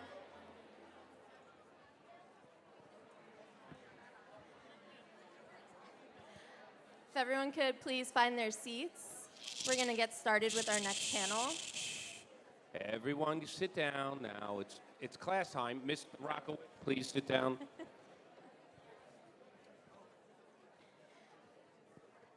So our next panel is cell phones in schools, leaders in the field, and how they are implementing a change. So if we could go through, I'm Caitlin Cordero, by the way, a reporter with Politico. And if we could go through with my very large panel here and have everyone quickly introduce themselves. I'm Jody Monroe, the superintendent of Bethlehem Schools. I'm David Rounds. I'm the president of the Bethlehem Central Teachers Association. I'm Lauren Dudgeon. I'm a senior at Bethlehem Central High School. David Blanchard, superintendent of schools for the Schoharie Central School District. I'm Natalie McKay. I'm president of the Schoharie Central School District. I'm Jax Scherer. I'm a senior at Schoharie High School. I'm Michael Mogul, president of the United Federation of Teachers. They heard. Good morning. I'm Sharon Rensher, Senior Executive Director for State and Federal Education Policy and Planning for New York City Public Schools, representing our Chancellor. Thank you. Awesome. So, to start off, I would love to talk about, I know several of our districts here have policies on cell phone use in school. So I would love to start off with David, Jody, and Sharon, if we could talk about the policies that you have in place and, what you guys have implemented and how that rollout has been. At Bethlehem, we have a policy where cell phones are not allowed at all. Starting in the morning at the high school, students are required to put their phones in a yonder pouch as they enter the school into the school building, and they cannot access those phones anytime during the day until the school day has completed after the instructional day. The students do carry their phones with them in their backpacks throughout the day, but they don't access them. We had policies before that were a little bit more lenient, where we used the phone pockets that were hung on walls, but that policy ended up being pretty inconsistently enforced. This policy is enforced, and there's really zero tolerance in terms of cell phones being used anytime during the day, whether it's passing, instruction, lunch, whatever it happens to be. So very similar in Schoharie. So starting in 22-23 school year, we noticed students coming back from the pandemic who were really isolated, earbuds in. The cell phones were very prevalent in our classrooms, causing a real profound distraction.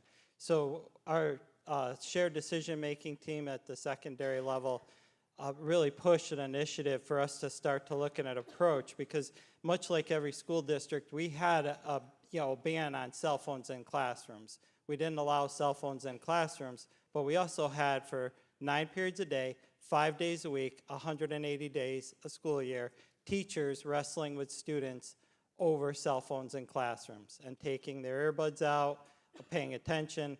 So ultimately, we moved to Yonder as an approach to create a distraction-free environment. So this is year 3 of our use of Yonder, and I can't promote that enough here today. The tool that we use has proven to be highly effective, so our policies around Yonder are creating an environment to enhance student success in the classroom, but also teacher success with regard to the instruction that they can deliver, because cell phones have been eliminated in Schoharie for the last 3 years.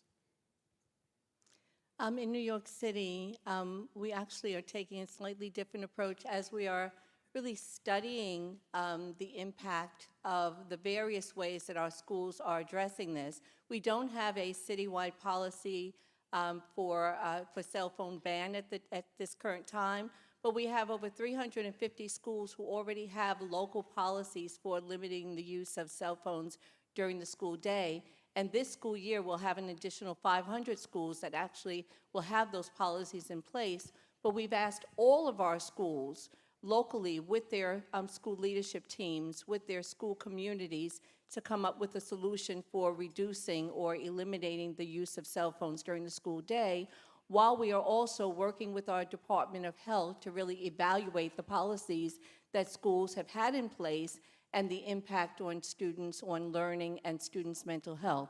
We're also working to expand, and thank you to the governor and to the legislators for expanding the access to school-level mental health centers. One of the things that we are prioritizing while, again, the legislative action has been taking place, but also addressing the mental health issues that students are being impacted by both out of school and in school by social media. Thank you.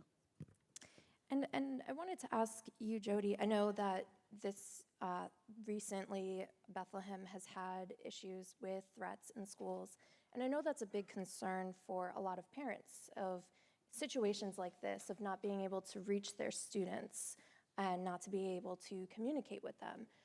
So if you could talk to me about, some of the concerns that you heard from parents and how you navigated a very difficult situation while also having a policy like this in place.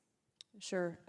The events specifically that I think you're referring to is we did have a lockdown, and it was actually after school hours. So our implementation of Yonder is really just during the school day. So students actually did have access to their devices after school. However, in this particular situation, many students left their backpacks in various areas and didn't have their phones with them. So some of the comments that have been brought up recently regarding if this were to happen during the day from students and parents, I couldn't get in touch with them. However, firsthand experience from what did happen is we saw very quickly information that was not accurate being sent either via text or on social media, which is exactly what was said prior about why law enforcement consistently doesn't want cell phones out during an emergency. So I understand the emotional reaction to something like that when there's stress. However, ultimately, I agree with the law enforcement piece and what others have said, that it creates a safer environment for students to not only pay attention, it keeps things quiet and keeps things a little more orderly in a very stressful situation. So being understanding, I think, of how people are feeling, certainly, but ultimately, I think the no device policy keeps everyone safer in an emergency. And I wanted to bring it over to Michael regarding the UFT's stance on cell phone bans. I know that this week you guys put out a statement regarding being supportive of a citywide ban, but with some conditions. So if you could talk to me about some of the, the conditions that you would like to see and concerns. Thank you. It's working? Okay. So the first thing for us is, I'm taking yours. Thank you, Sharon. See, we always work together. The first thing is, years ago, when New York City was trying to attempt to do cell phone bans, it was strictly a disciplinary issue. We're not there anymore, at all. And as educators, of course, the comment that was made before, when children came back from the pandemic, well, look how much time they spent on these devices during the pandemic. And now we have all of the medical research that says this is a harmful thing to our students. So as educators, it's in all of our DNA to protect our students from harm. And that has to be part of this conversation. I know the governor speaks of it that way, but it's really, if something else was happening overtly in our classrooms where students were being harmed, everyone would say we have to do something about it. But cell phones seem to be skating through this in a whole different way because, as the panel before us said, we're up against a whole industry that's trying to basically manipulate this. But it is absolutely harmful for our students. When we asked the teachers of New York City, 2/3 of them agreed with a cell phone ban. The other third said they had concerns. One, we don't want to be wrestling with our students every day during every period of class about cell phones. So it has to be a school-wide policy that is dealing with it when students enter and students leave the building. That's a big thing. Next, it can't be an unfunded mandate. It just cannot be an unfunded mandate. We come up here on a yearly basis to fight for money, and one of the things we always get pushed back on us is the education budget. Look at the size of it, it keeps growing. Well, we weren't supposed to be the social safety network for the entire state, but we have become that. So we're doing all of this stuff, all these things extra that we were not supposed to be doing, and people then complain about the budget. If we have to pay for all of these devices to do this, should that, again, we're going to hear about, oh, the education budget's exploding. No, you're asking us to do something else which is correct because it's harming children. So there are conditions. Cannot impede instructional time. It's sacred. Next, it has to be a funded mandate. And then the other piece here is it has to have real engagement with parents. Because what Jody just said, we've met with law enforcement over and over again, and they're absolutely crystal clear on this. When there's a real emergency, the cell phone actually causes more problems in that emergency. And that's tough, but we have to have that, conversation with parents must be engaged.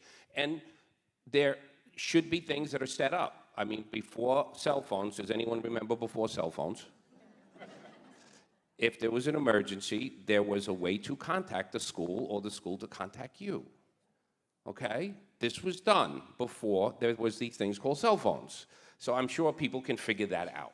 So that's what where the teachers are out at with this piece, because that's with those things being answered and some other things. We know we have to put in some waivers for specific things. We know we have students have medical apps that monitor them and different things of that nature. But a school district should be able to, a school itself should be able to figure it out. But it really is more about, this is not a discipline issue anymore when we have clear, unambiguous research telling us that this is harming our students.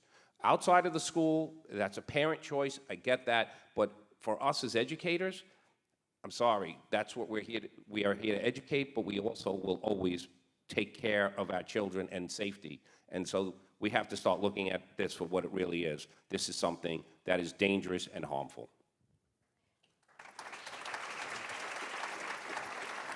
And I know you mentioned, the funding aspect to this. Sharon, if you could talk, I know that, New York City has put a pause on creating a citywide ban, and in the union's statement earlier, I believe this week, they said they would like to see the DOE pay for any measures that, if it was a citywide ban. So could you talk about, the funding for this and what it would entail to be able to instill a citywide ban on cell phones?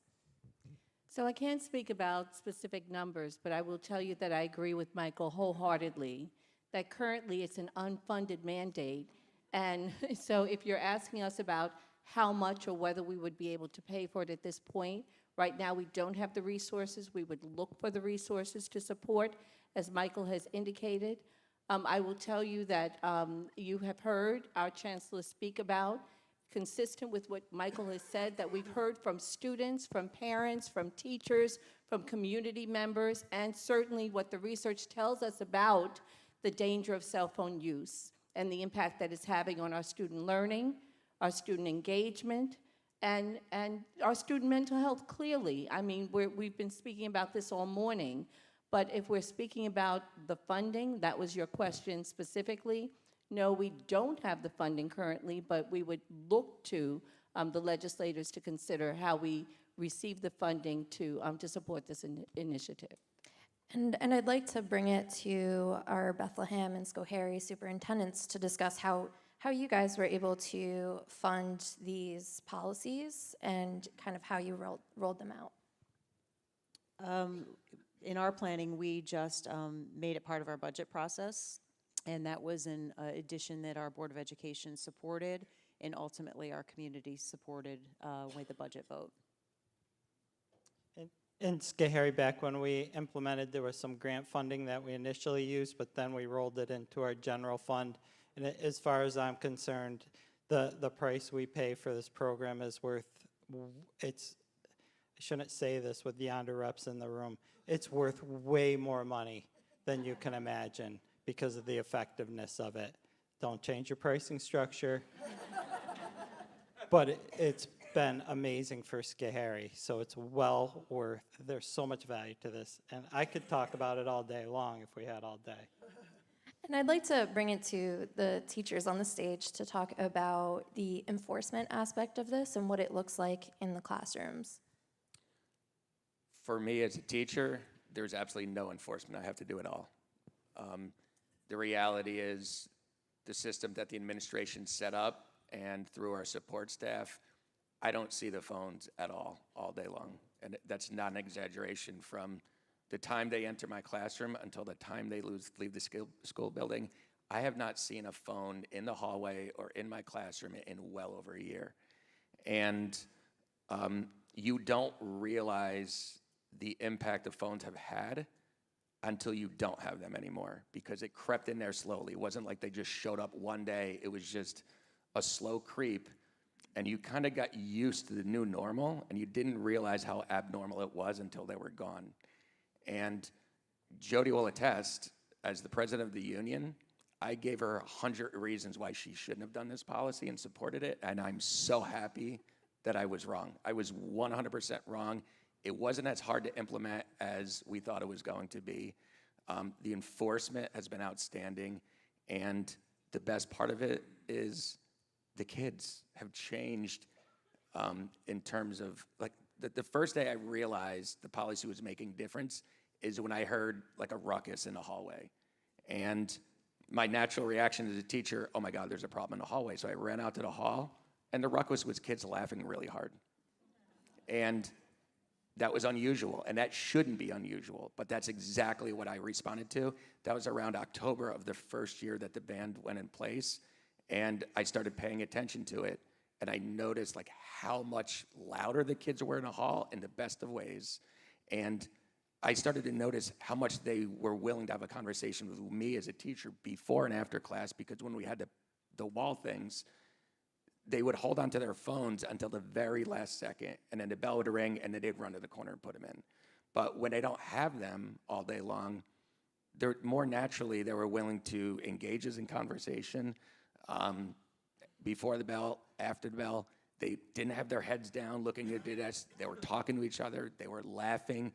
And, you know, I enforce the old policy fairly strictly, but it's really nice not having to say, stop looking at your watch, stop looking at your phone, put your phone away. I've said this 1,000 times this week, get your phones in a corner.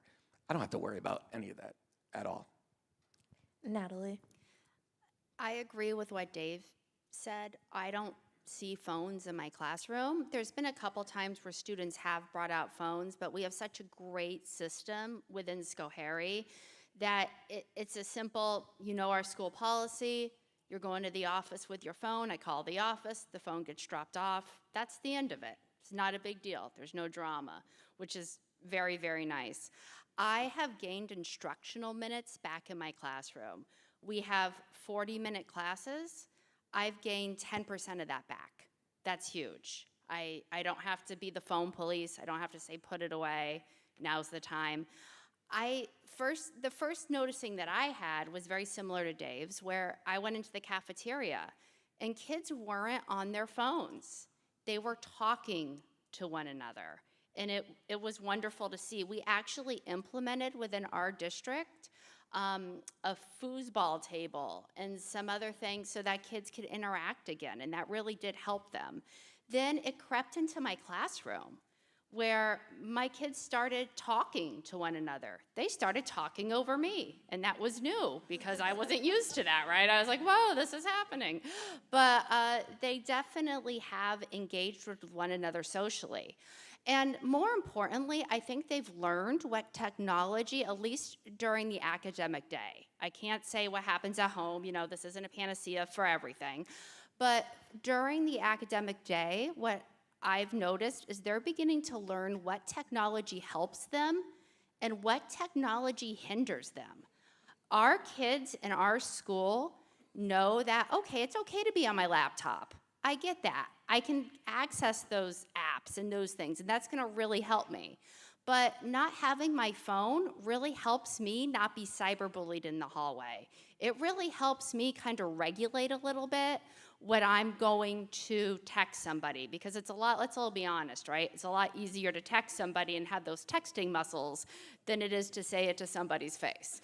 So we have seen that in terms of our discipline, and I've seen it as a teacher within the classroom. As a teacher, constant interference with the instructional time. Constant interference. All right, we're breaking now into group work. All of a sudden, all the phones come out real fast again.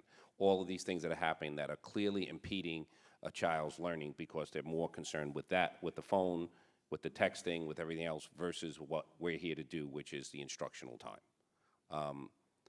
It's, you know, and for people, in this state, we just passed a law about predatory algorithms. All right? And we had massive pushback from the social media companies.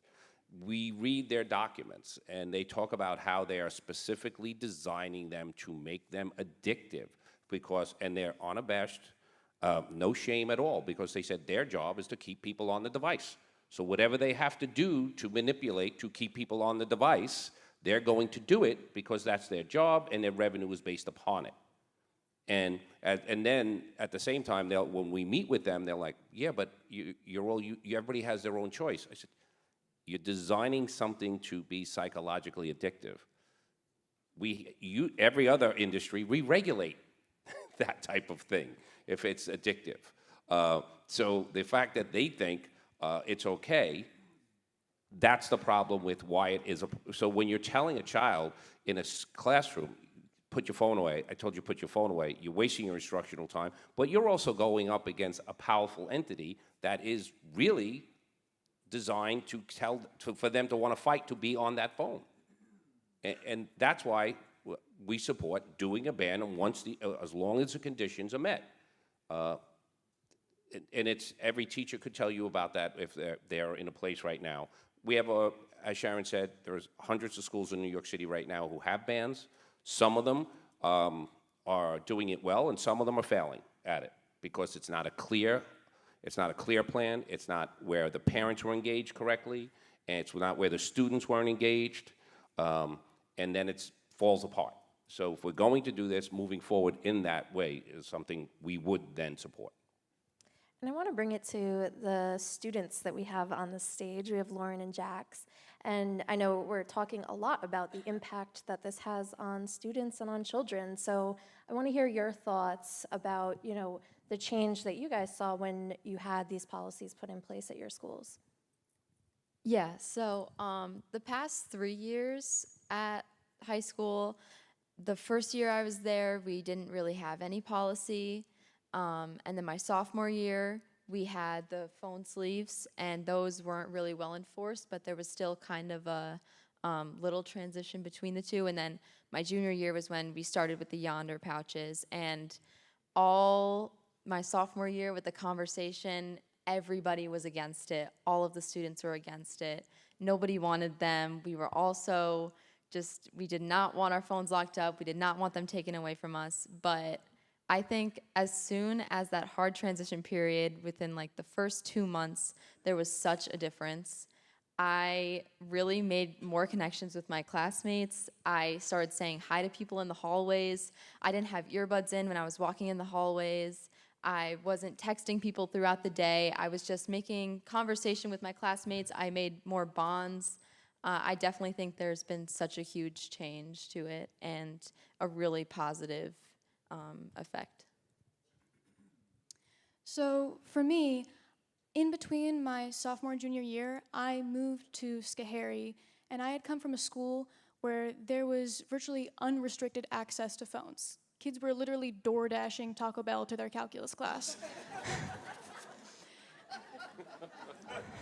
So when I was researching the school at Schoharie, because I knew that's where I was going to move, I read about this Yonder policy, this like no phones at all school day, and I was upset. I was like, I want my phone. I like having my phone. I want to be able to talk to my friends that I'm going to be missing. And I didn't like it at first. And then practically the very first day, my view has changed because I went there and I realized all the benefits of not having my phone, because the phone is such a social barrier. I would hide behind my phone. I would pretend to be on my phone to avoid scary social interactions. But once that phone is removed, kids talk to each other. I put myself out there to make friends. Kids talk to me, and I made friends and felt included in a new and school environment so much faster than I would have if I had had my phone. Awesome.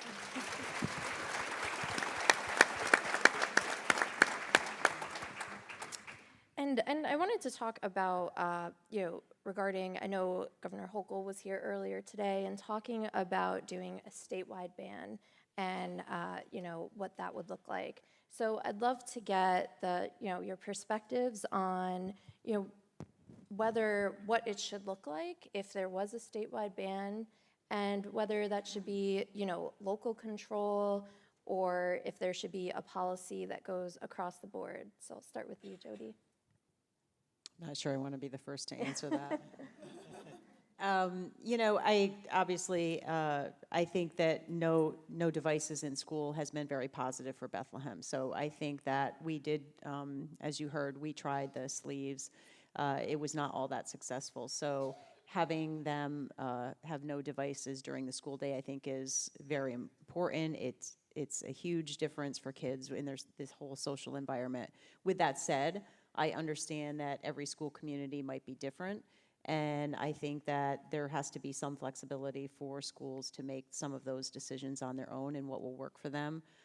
There is a funding aspect to that. We were very fortunate in Bethlehem that our Board of Education was 100% supportive of it. Our community, I wouldn't say that we're 100% supportive of it, but they were relatively supportive of it in supporting that through the budget process. That may not be true in every community, so I think there needs to be some flexibility in that. And David?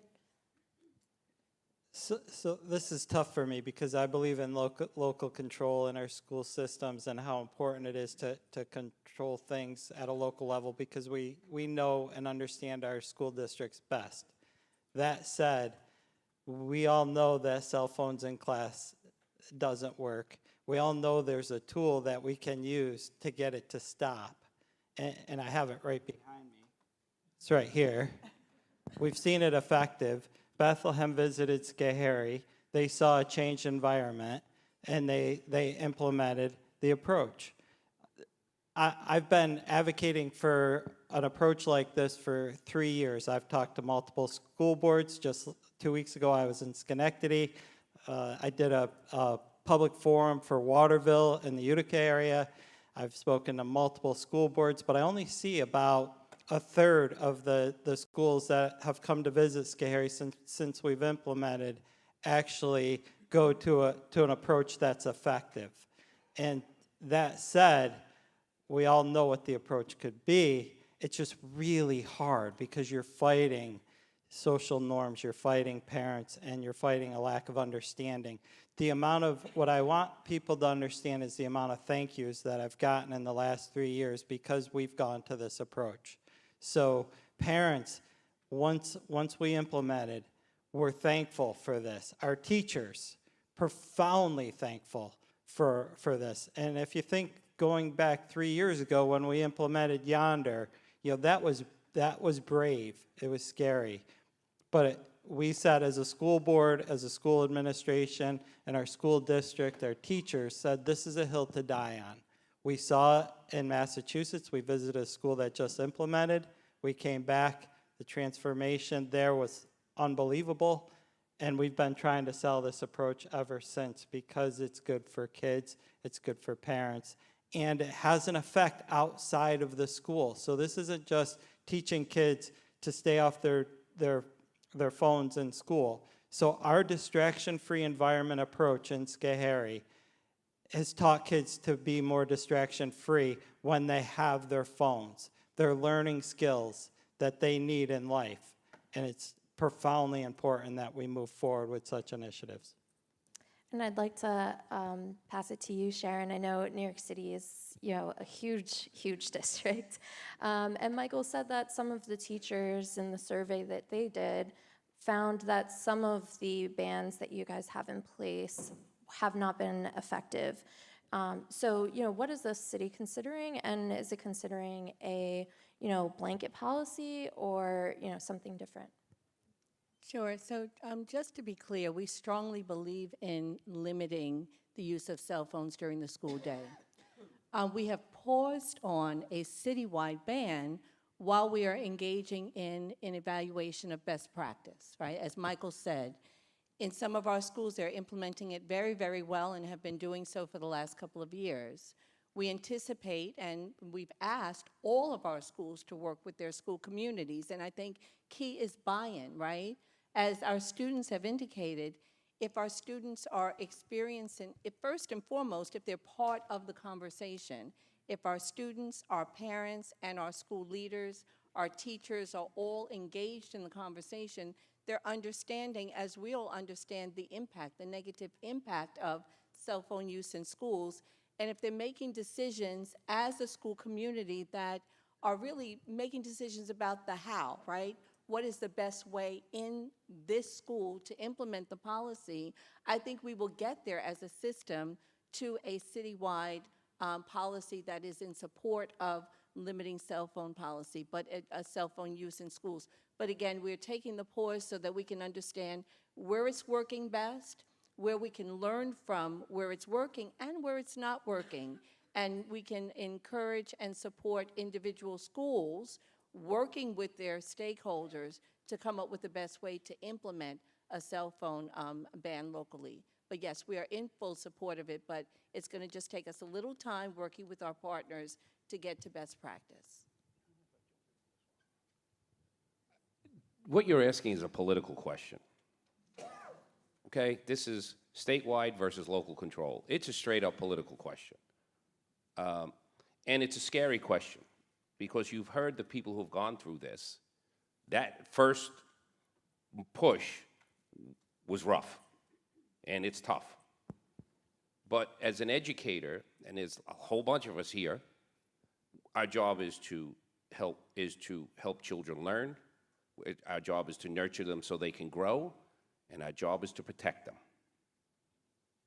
We know this is harming them greatly. It's not us. I'm sure you heard it already today. It is the #1 mental health crisis for the children of the United States of America. So this profession should be the one place where we can say, look, we're willing to go out and do the hard work. We'll talk to the parents. We'll do all of the stuff. But while they're in school, we do not want them being harmed by something that has proven to be harmful to them, greatly harmful to them. So politically, people should just get up the courage, and we should do it as a state. But we should map out the process and say that's what we have to do. Keep it simple, right? Just do it. And I'd like to talk to some of the teachers. I know as I've been doing reporting on this, I've heard concerns about, ESL students and students that rely on phones for, certain assistance throughout the day. So if you could, Natalie and Dave, if you could talk a little bit about some of the exemptions that you might have at your districts, or, because I know there are ways that cell phones do help. Sure, I can get started. So what we have within Schoharie is we have exceptions, of course, for these exact reasons. We have medical exceptions. Students need their watches to check their insulin. We have exceptions with ELL students, and those are different things that come within our policies, right?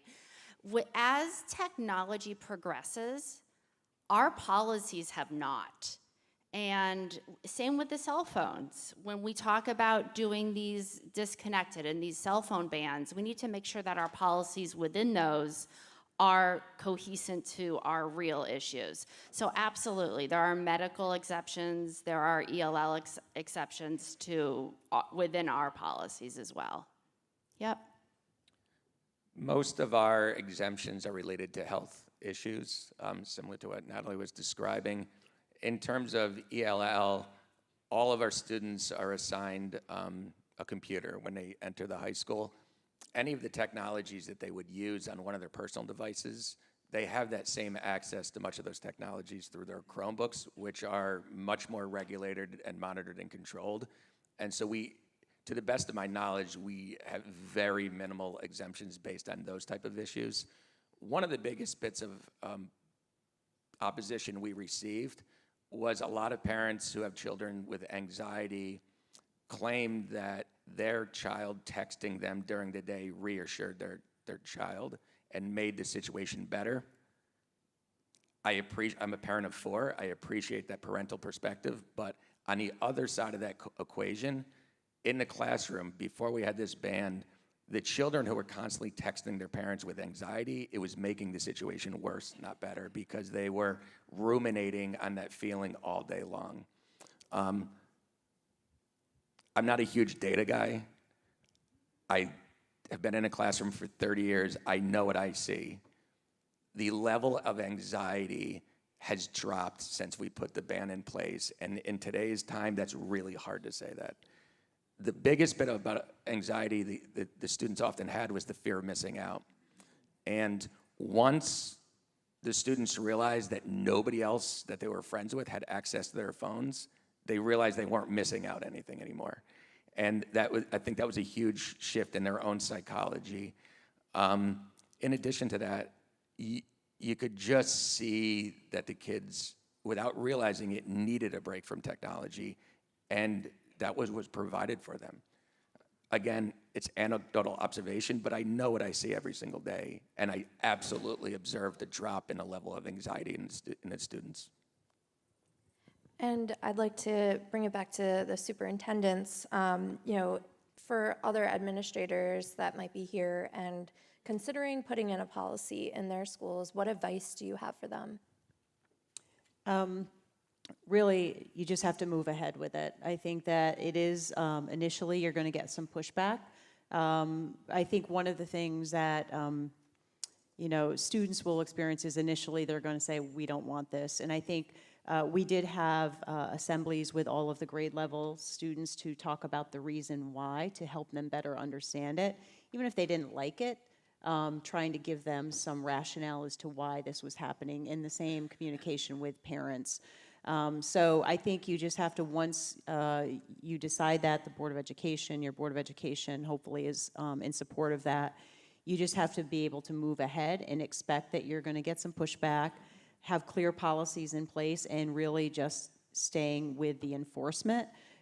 It will literally resolve any of the issues initially within a couple weeks, a month at the most. So I think you just have to make a decision and move ahead.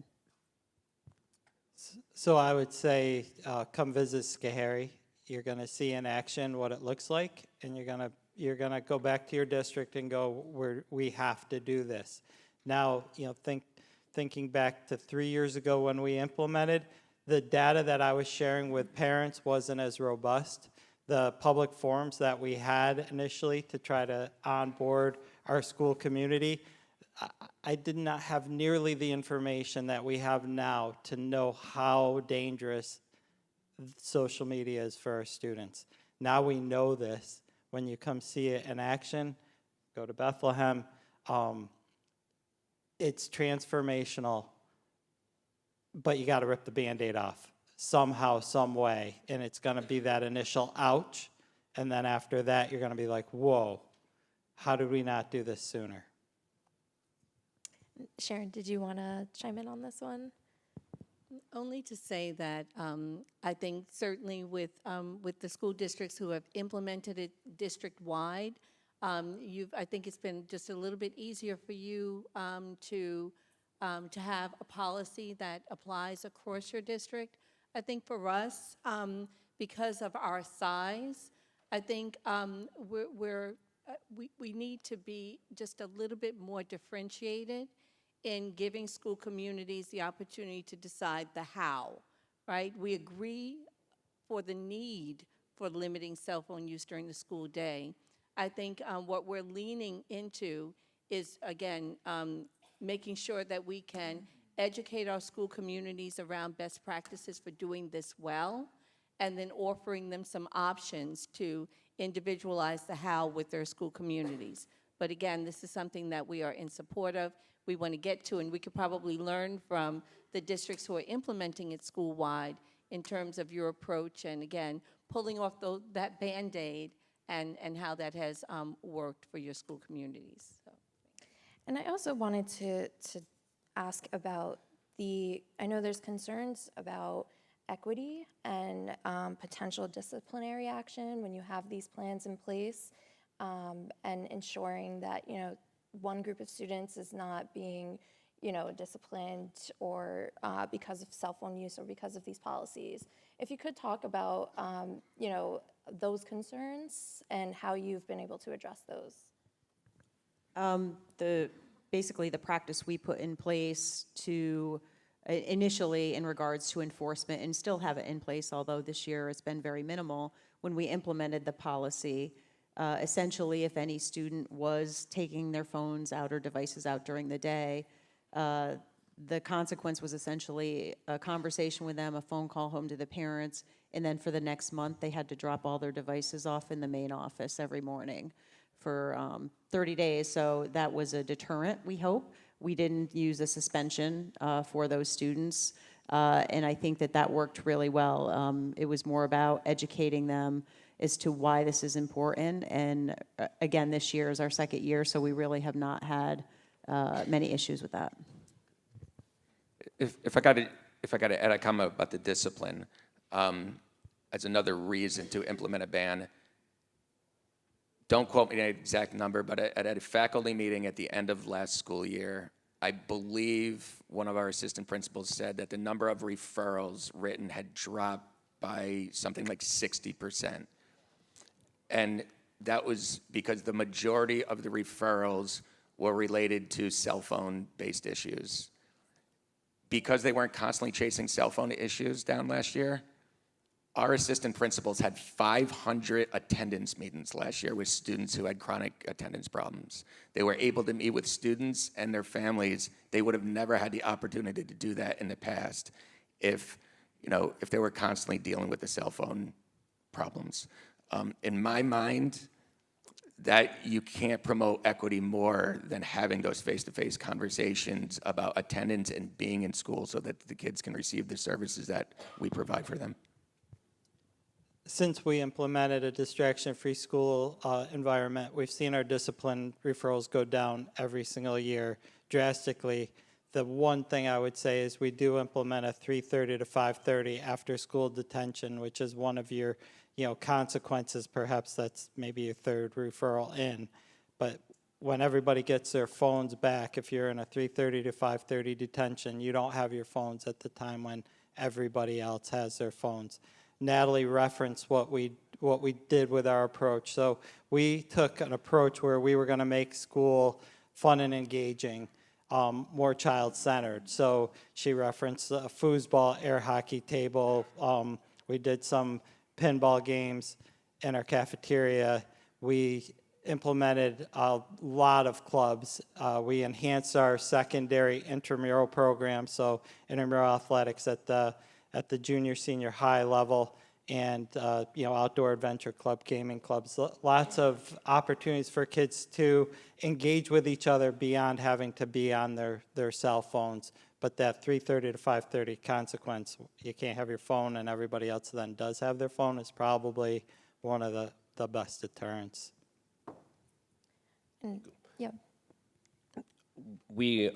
My conversation with parents is clear. I love the first group here who said, we're just taking the phones away for 30 days. No one's looking to suspend children. That's not what we're trying to do here. And we have to be clear with parents on that. The idea of, I'm listening to Sharon talking about it, I'm thinking about in New York City, when we get there, when we're going to implement it, and I just think about all the craziness that's going to go on around it. When we were lobbying last year for the predatory algorithm bill, we couldn't believe all of a sudden these groups who were we know what was look, this politics, folks. There was outside money coming into our state funding to try to stop this law. Okay, politics is find something, doesn't matter, wedge, create a wedge between the parents and the school system, whatever they need to do. It's going to be fun. when we go to do this in New York City. But we have to be clear with parents. This is not about us. We want to stop your child from being harmed during the school day. That's what we're trying to do here. But it's going to be interesting, though. That's what I mean about being very clear. And I appreciate your comments about when you did this 3 years ago versus the research we now have at our fingertips, which is something every parent should be seeing when school districts are doing it. Because if they see it, because myself and Melinda, what we read and what the Attorney General first did when she started crafting this law, they were overwhelmed about how harmful and how strong the research was, that this is a massive problem and we have to stop it, and we're going to have to go to war with an industry. So if we do this process, there's going to be problems no matter what, but it's really about, we are not here to suspend children. We are here to try to help children through this policy. Did you have anything you wanted to add, Sharon, or? No, Michael said it very well. Thank you. Perfectly. And I would love to end on the students, actually. If you guys could just talk about, how this has impacted each of you personally, having these bans. And, you have a room full of educators and policymakers here. So what do you say to them as they're considering, bringing these around the state? So I would say actually, all the teachers up here have mentioned how they were in constant competition with phones in a classroom, and I don't have to reiterate how frustrating that was for them and how getting those instructional minutes back is important. But also for students, we got learning minutes back. Even for me as a student in a school that had phones, it was distracting for me also. Classes were less streamlined and less focused, and I felt like I lost time in classrooms when teachers were constantly telling students to put away their phones. So when that's not there, it doesn't only help teachers, it helps students to focus. And also, I would say that I'm glad that there are students here to hear about how we're talking about protecting students from cell phones. But when I talk to kids at my school, a lot of them complain about phone policies because they see it as collective punishment. They go, collective punishment is unfair. Someone said to me, collective punishment is illegal under the Geneva Convention. And I was like, oh, okay. And I think it's important to reframe to those students that these phone policies are not punishment. We're not punishing students for falling prey to predatory algorithms or being addicted to devices that are meant to be addicting. That's not the student's fault, it's the phones. This is not collective punishment, but it's collective protection. This is protecting students from cell phones.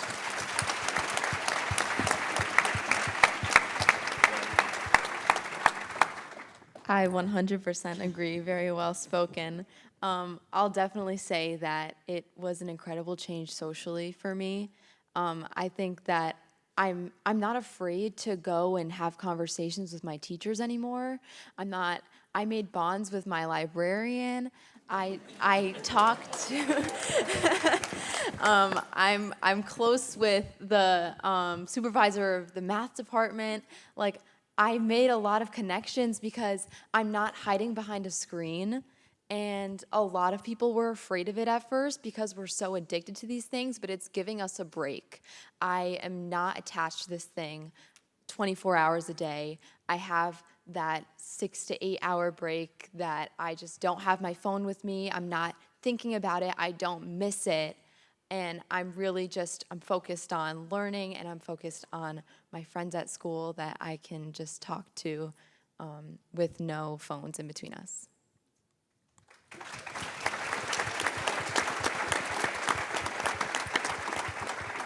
Awesome. Well, that concludes our panel. Thank you, everyone. And we're going to take a brief break.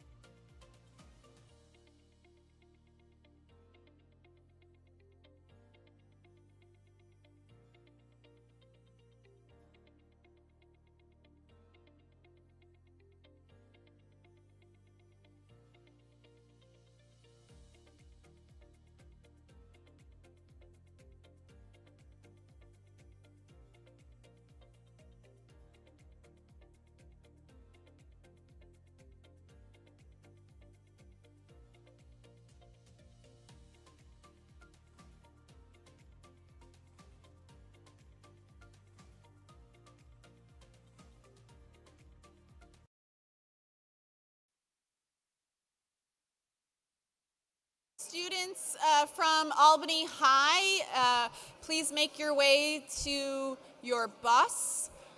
You're going to be right outside. Okay.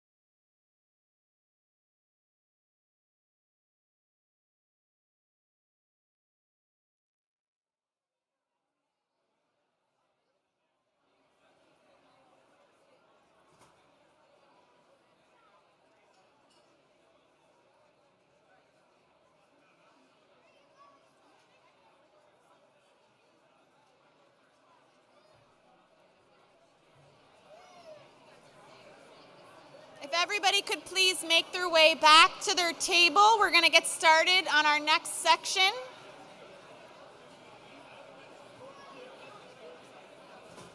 The sheriff, are you here?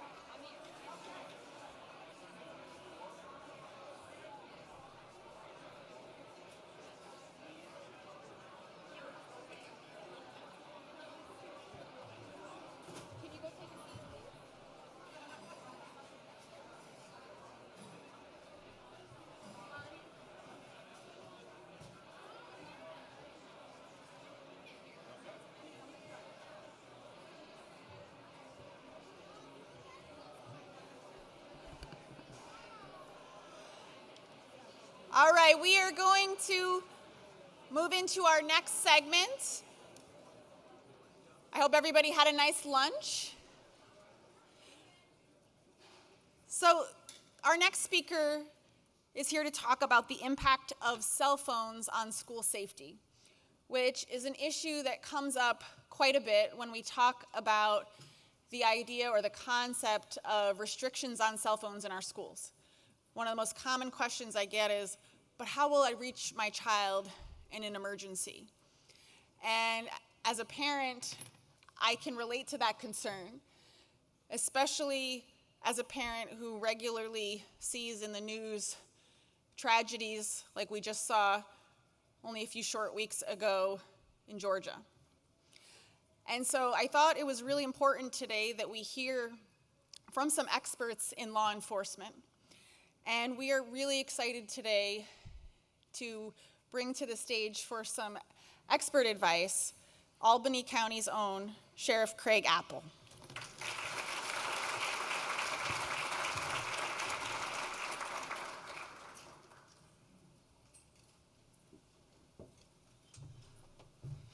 So good afternoon. First of all, thanks for inviting me out, but those of you who have ever spoken at conferences, what's the worst spot to be in to speak? Post-lunch, so I appreciate it. So feel free to get up, go to the bathroom, walk it off, just don't fall asleep, all right? I'm only here for like 5 minutes. But no, again, thanks for the invite. And so listen, this is a topic that sometimes is conflicting for law enforcement. Although I'm a proponent of get disconnected, lock it up, get it out of sight. There's enough technology out there that in the event of emergencies, we'll be able to communicate. Parents will still be able to get in touch with their child.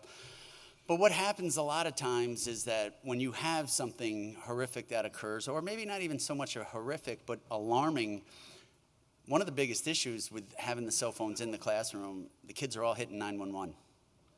And then what happens is we bog down the 911 system. Now, that's kind of, I shouldn't really say bog it down, because what will happen is you may inundate our 911 system, and then those calls that are continuing to come in, you're still going to get a human, but it's not going to be a human in Albany. You may get a human in Schenectady, Rensselaer, wherever, and it'll keep going as those lines fill up. It just keeps going west, east, north, south, whichever.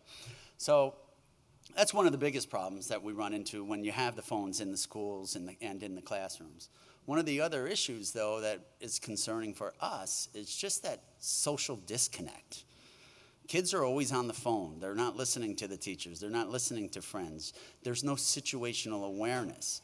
And since there's such an emphasis on today's day in schools with a lot of the horrific things that are going on, whether it be swatting, whether it be bullying, whether, whatever may be occurring, they're not paying attention and they're not being aware of what's going on around them. And that's one of the things that sometimes, when I'm walking around the city, and I usually do that daily, I'll just pay attention to who's got earbuds in and who's on their phone and they're walking.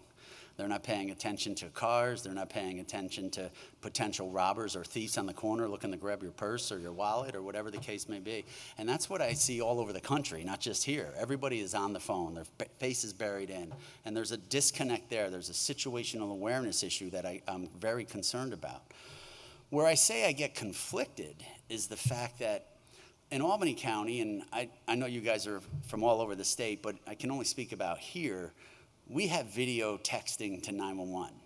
So if something does occur, you can stream that video right to 911 and feed it back to first responders. But I think we also have enough technology where we can rely on others as opposed to 1,000 school kids doing it. And that's where sometimes we get conflicted because we buy this technology and we use this technology, then we go out and push it. One of the issues that we started to see in Albany County, people they felt there were too many voids in their school. They couldn't contact 911, whatever the case may be. So what we started to do in the schools that we police and have SROs and those in our primary jurisdiction, we started to add panic buttons. And when that panic button is hit, it opens up two-way communication. And it was a very inexpensive fix, very inexpensive fix. And what it does, it goes straight to our 911 system. Anything, if you can't talk, we can hear. We hear everything that's going on, whether it's a bad guy coming down the hall, whether it's somebody making threats, whatever the case may be, we can hear it. If you can talk, you can whisper into it, and we don't have to respond to you so they can hear somebody else talking. It doesn't happen that way. So there's a lot of technology out there that we can utilize to make up for the cell phone. But between the bullying and the situational awareness and just the social disconnect, that leads us to support not having the phones. And I don't think it's a big ask. I was looking at these folders here, and I was telling Pete, we had to do this very similar project in our correctional facility. And I had to ban my employees from using cell phones inside the county jail.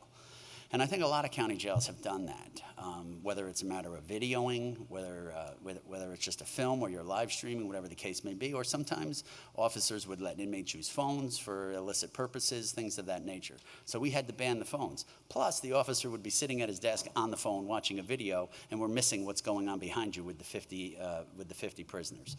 So we had to do this, and it hurts a little bit. I may have been called a few very bad things. But now it's kind of second nature. But my emphasis would be, if this happens, and it seems like it's going to happen since over 3/4 or probably 85–90% of the schools are doing this, you need to enforce it. You can have all the rules and all the laws, but if you're not enforcing them, there's no sense in having it. In our agency, we have a zero tolerance. You get caught with that phone, you're suspended immediately. You get caught twice, you're terminated, period. And we've had to do that. Now, you're going to run into exigent circumstances. There may be a child that has a medical issue. Maybe their parents are having a medical issue, whatever. And you have that flexibility as long as it's not abused. But my biggest issue would be when this is done, the schools need to step up and enforce it. And it's tough at first, but it does get easier. And again, I know there's going to be parents, I need to get in touch with my child and everything else. There's a lot of technology out there to do this and to make this happen. But the biggest thing would be for first responders responding to an emergency at that school, we need to be able to communicate as well. And if you can do it however you want. You can have a 911 phone in the front of the classroom, a 911 phone in the back of the classroom, however you choose to do it. I know some schools are ginormous, some schools are very small. We have both sets of those examples in our county right now. And we do have to do things a little differently in a very big school as opposed to the very small school. But at the end of the day, the rules and the regulations need to be the same. And we see what happens with the swatting calls. We see I don't want to call them out, and you're probably here, but we've seen what happened locally right here in the county over the last week and a half at 2 different school districts, actually 3 different school districts. And at the end of the day, it was a younger person making that call.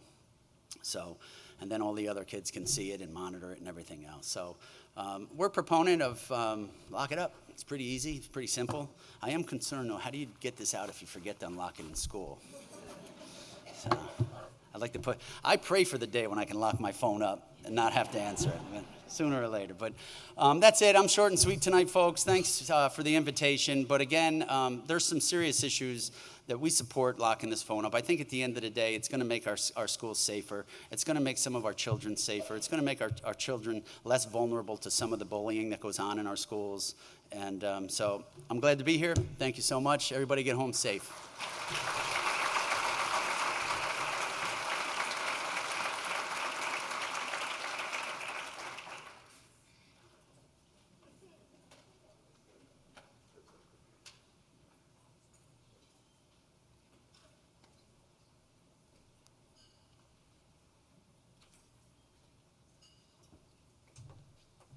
All right, we're going to bring up our third and final panel now. And Jay Warona, the Deputy Executive Director and General Counsel of the New York State School Boards Association, will be facilitating this panel. And we'll just give them a moment to get seated and mic'd up.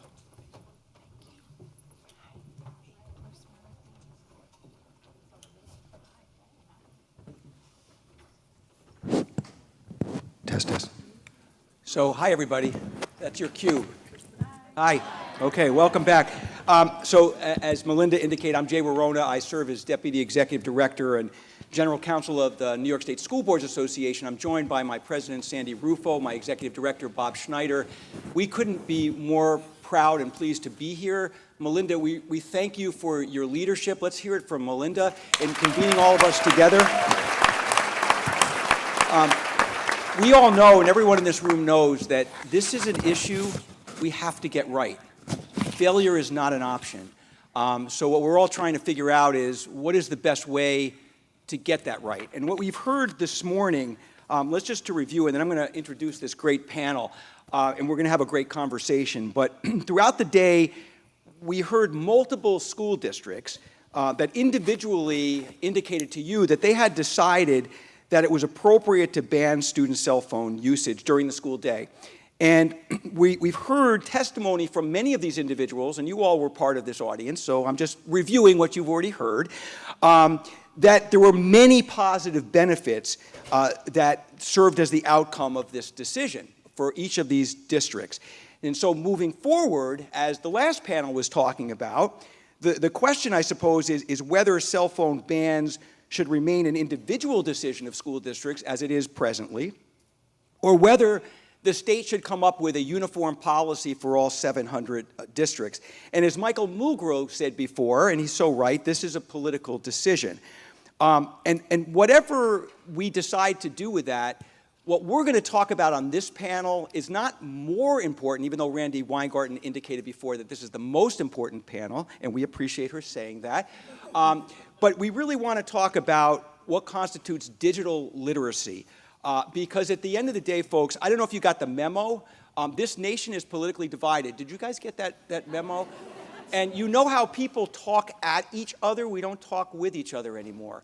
And part of that problem is that people are not really part of the same set of facts that they're arguing over, right? And so our kids, the hope is that they're going to come out of this equation being able to be the best conservative Republicans or the best liberal Democrats or everything in between, to have critical thinking skills. That's very important, and we're not providing any ideology to these kids, as some people across the nation will accuse us. But the question is, are we doing the best job we can to make them media literate, to understand how to discern fact from fiction? And that's a very, very important concept. So what we're going to do today in this panel, and I'm joined here, we have David Moynihan. There he is. We didn't meet before, so hi.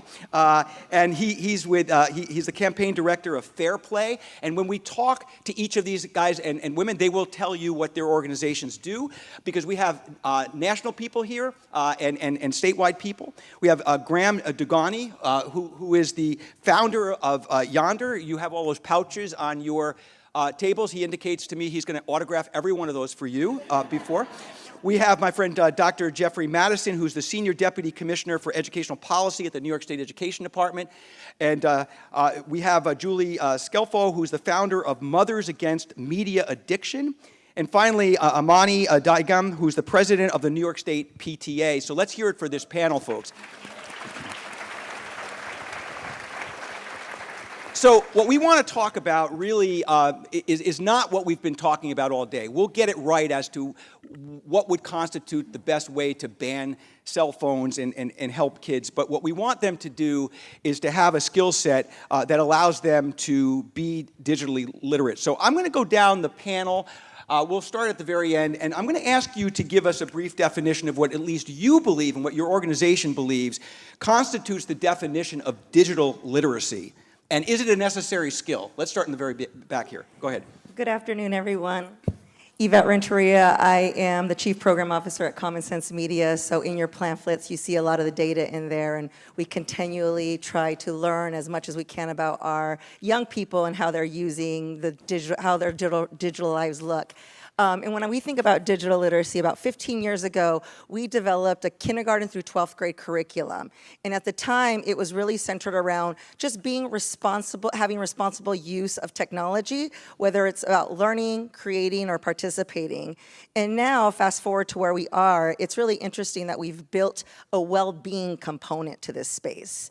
So not only is it understanding what algorithms do, not only is it understanding how the internet works and what goes behind the screens, but now it's starting to incorporate how we're feeling and what it's doing and how it's impacting our everyday lives when it comes to just our social emotional learning. So here at Common Sense, we do develop this curriculum, and we do really focus on not only what's happening behind the screens to ensure that our young people, as well as our educators, because we do provide training, what that looks like, but also how it makes you feel and be able to have that human connection and that dialogue to continually evaluate and assess how we use our technology every day.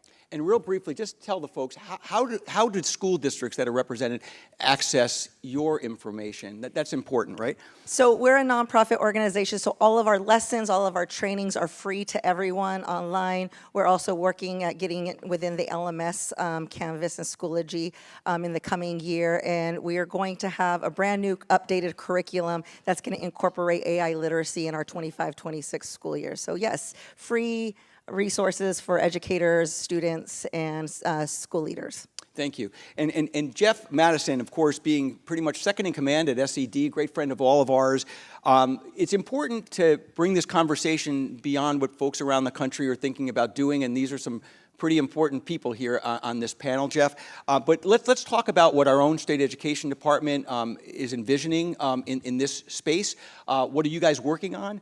And what is the definition of digital literacy as far as the New York State Education Department is concerned?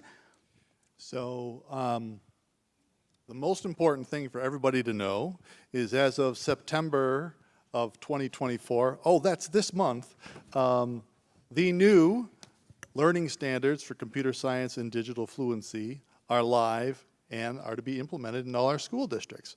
So digital literacy is actually a mandate in our state. There are learning standards associated with digital fluency in our state. They're available. What we should see in our schools, because it's been a 7-year run-up to this, because what we are doing is allowing computer science teachers to get certified. So we had some people to do the computer science end of things, but the digital fluency end of things, as part of these standards, is for all educators. Anytime a student is going to interact with anything digital is an opportunity for a lesson from an adult with a child. So digital literacy is being able to interact with any kind of digital text, understanding where it's coming from, how to discern it, how to use it, employ it in their own learning, and really how to handle it in a way that an adult would handle it. Well, a reasonable adult that's well educated would handle it, because, you know, let's face it, that a lot of what ails us is adults behaving badly, because not just some of the examples we've set, but also we understand adults have created these addictive technologies as a profit motive. You know, we are a capitalist country, and people have made money off of these algorithms and what we presented on the devices. All the more reason for us to take the digital fluency standards seriously, to go back to our schools and say, you know, we need to break these down and see how we're going to start introducing them from the earliest ages, because they're age appropriate, they're listed by grade level, all the way up through to when they're a graduate.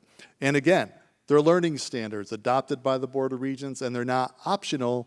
They are a required set of learning standards with computer science and digital fluency. So Jeff, on a scale of 0 to 100%, 100% being fantastic, where are we as a state right now? I understand the you know, where we're trying to get to, but are we in trouble right now, or are we almost there?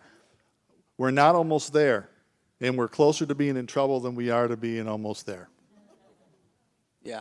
Wow, that's so grim. And there's pockets of it, and understand, we haven't been able to ramp up getting enough people certified in computer science quickly. We only have a few programs across the state, which is why we had a 7-year period where districts could get people certified if they had taught a computer science course, even if they weren't certified during that period of time. That window closed September 1st. We had many people go that route. Some people started the process and never finished the process, but I think we got to continue to have this conversation that we've had a resource. We've had the foundation to kind of bring these right into our schools, and some great people thought through the standards, and there's some wonderful resources on our website that we're going to reintroduce. We're going to bring it back up and say, hey, remember, this is the month where we're starting to require the computer science and digital fluency standards. So we're going to do these things to help the field, and the field needs to start engaging this conversation, because I think we really believe that this is not a quick problem to solve, which is why you create K-12 standards around the problem, so you can educate a child through their whole career. And at the end, there'll be a digital fluent student and an adult who will be able to handle what's coming at them, whether it's on a phone, on a screen, or on a computer. Thanks, Jeff. So Graham, you represent a company that's international, right? So in addition to telling us about what constitutes digital literacy, which you're going to answer because it's the same question everybody else gets, I am interested in your response kind of from that international perspective, right? Because this is the family of the state of New York. We're all here trying to figure this out, but you're looking at this at a much higher level because you've been all over the world with this problem. So let's talk about that. Yeah, sure, I'm happy to. Yeah, look, I guess we've been creating phone-free spaces and phone-free schools around the world for 10 years. And when we started out, we were very deliberate in choosing that language of phone-free spaces and phone-free schools, because underlying the whole concept is the idea that we're not taking something away from young people or people in general, we're giving them something back.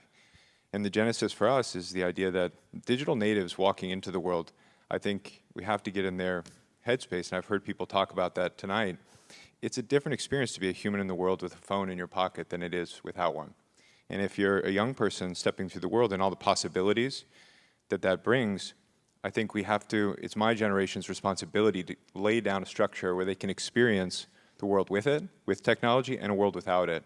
And to me, in terms of digital literacy, that's the foundational principle, is trying to impart on this younger generation the difference between the online world and the physical world around them, not negating either one, but teaching them the difference. So as they get older, and that is our goal, is to help these young people move into adulthood, they're going to be able to make their own choices.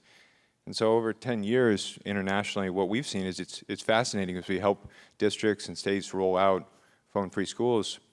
There are different cultures and different systems, but the fundamental issue is absolutely universal of young people and how they relate to the world. And what we've seen is when you create a phone-free space, and this goes for adults too, because we do large shows, so I've watched literally over 1 million people walk in and out of phone-free spaces, and I've observed what happens to them. I've observed what happens with their body, the way they interact, the way their hand goes to their phone.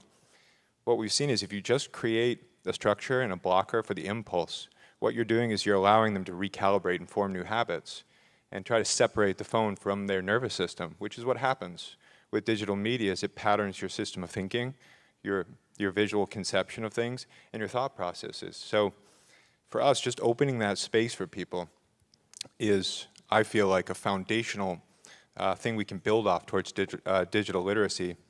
And it's absolutely incredible to see what happens inside the space. It does not take much time. People are very adaptable, especially young people, at going back to the things that are most natural and probably most healthy for all of us.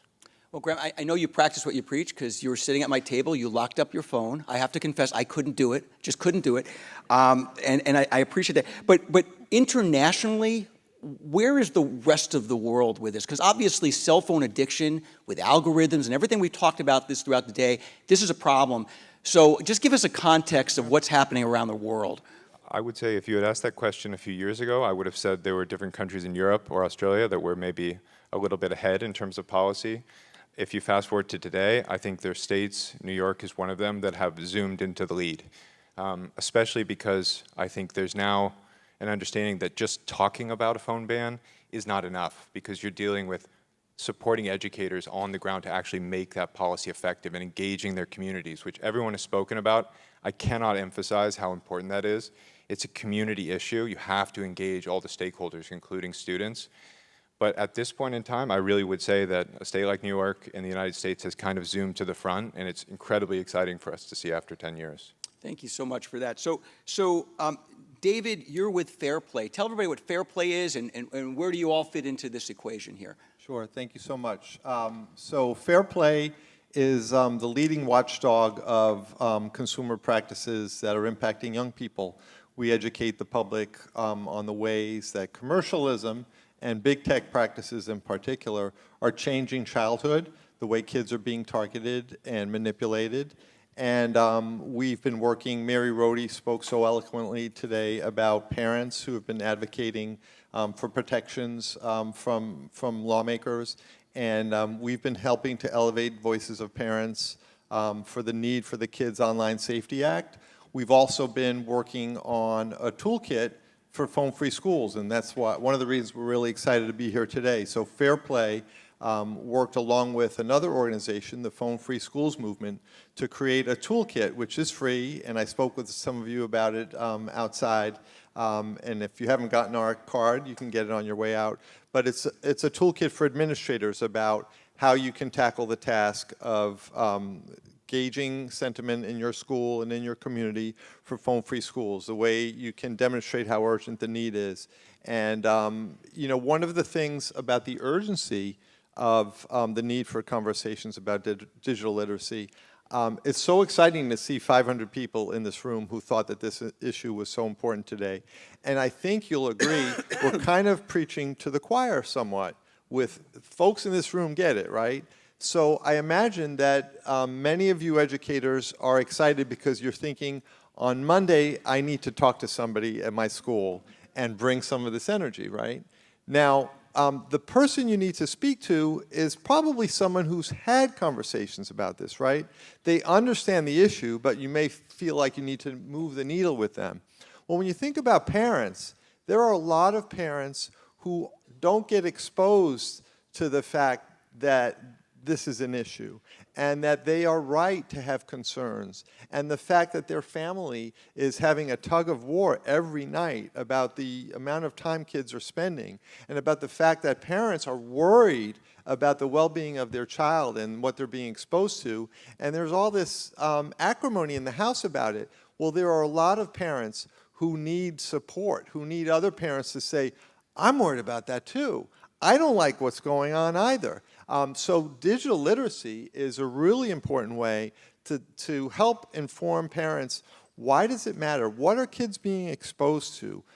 How are they being manipulated every time they're online? How are they being lured to spend 6 hours when they were only thinking they would spend a few minutes?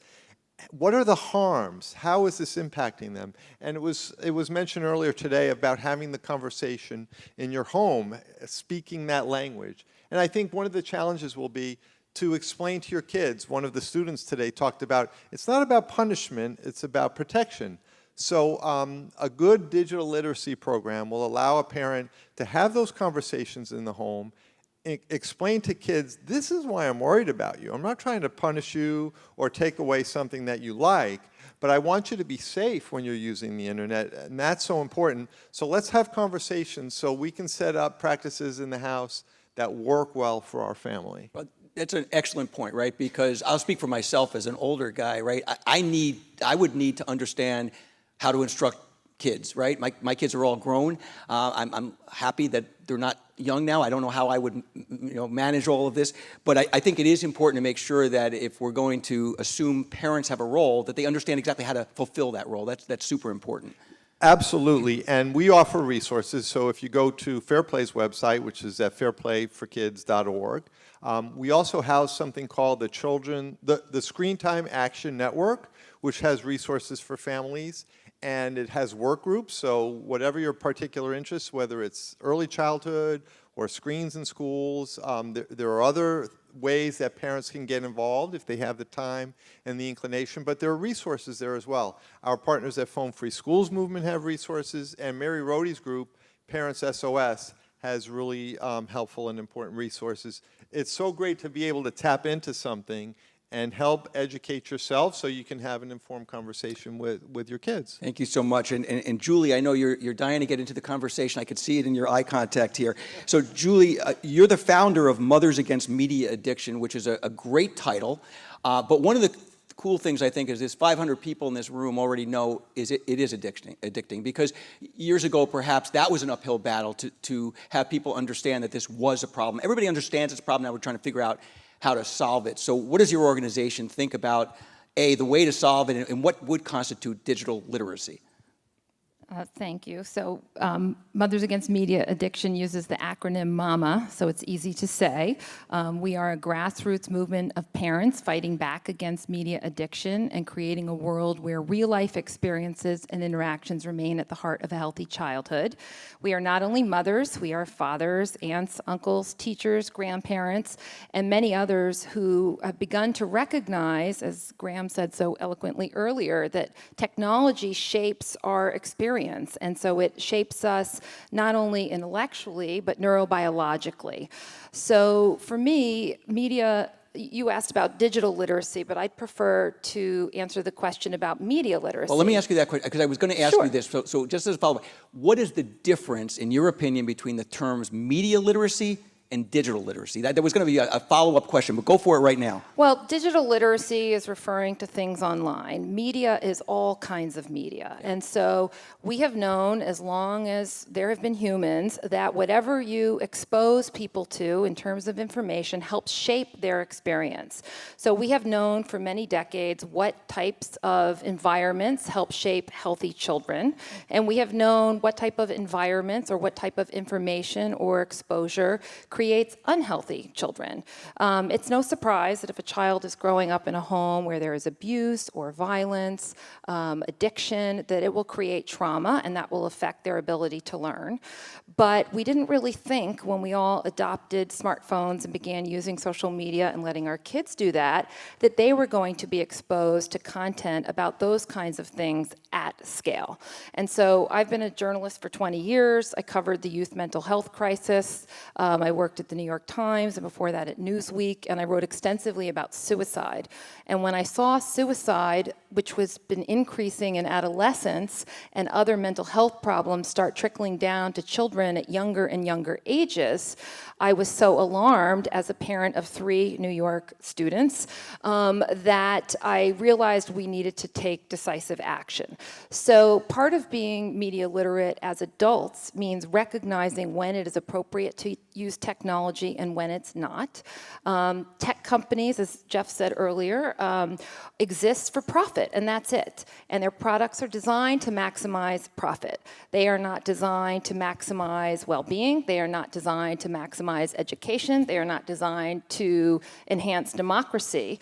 And as a mother of 3 boys who was kind of lost when my children were born, I owe everything to their teachers who helped me understand the critical importance of children acquiring social and emotional skills, of acquiring intellectual building blocks in order, because the sequencing of learning is critically important. So one of the things we've observed at Mama is that because of all the money that tech companies have, because of the intrusion of tech into our lives, because of the wide adoption of tech in commercial spaces, schools have felt like they have to adopt technology. And unfortunately, the risks are not always considered. So even things that sound as benign as Google Classroom, we are seeing give children access to everything on the internet, including sometimes pornography.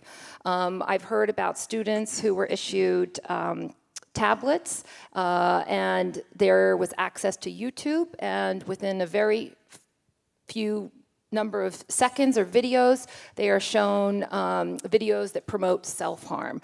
There's a fact sheet out there some of you can pick up if you'd like. Our website is joinmama.org, and the way we work is by setting up chapters in different communities where parents can come together in person, provide support for one another for choosing to put kids and real-life experiences ahead of technology.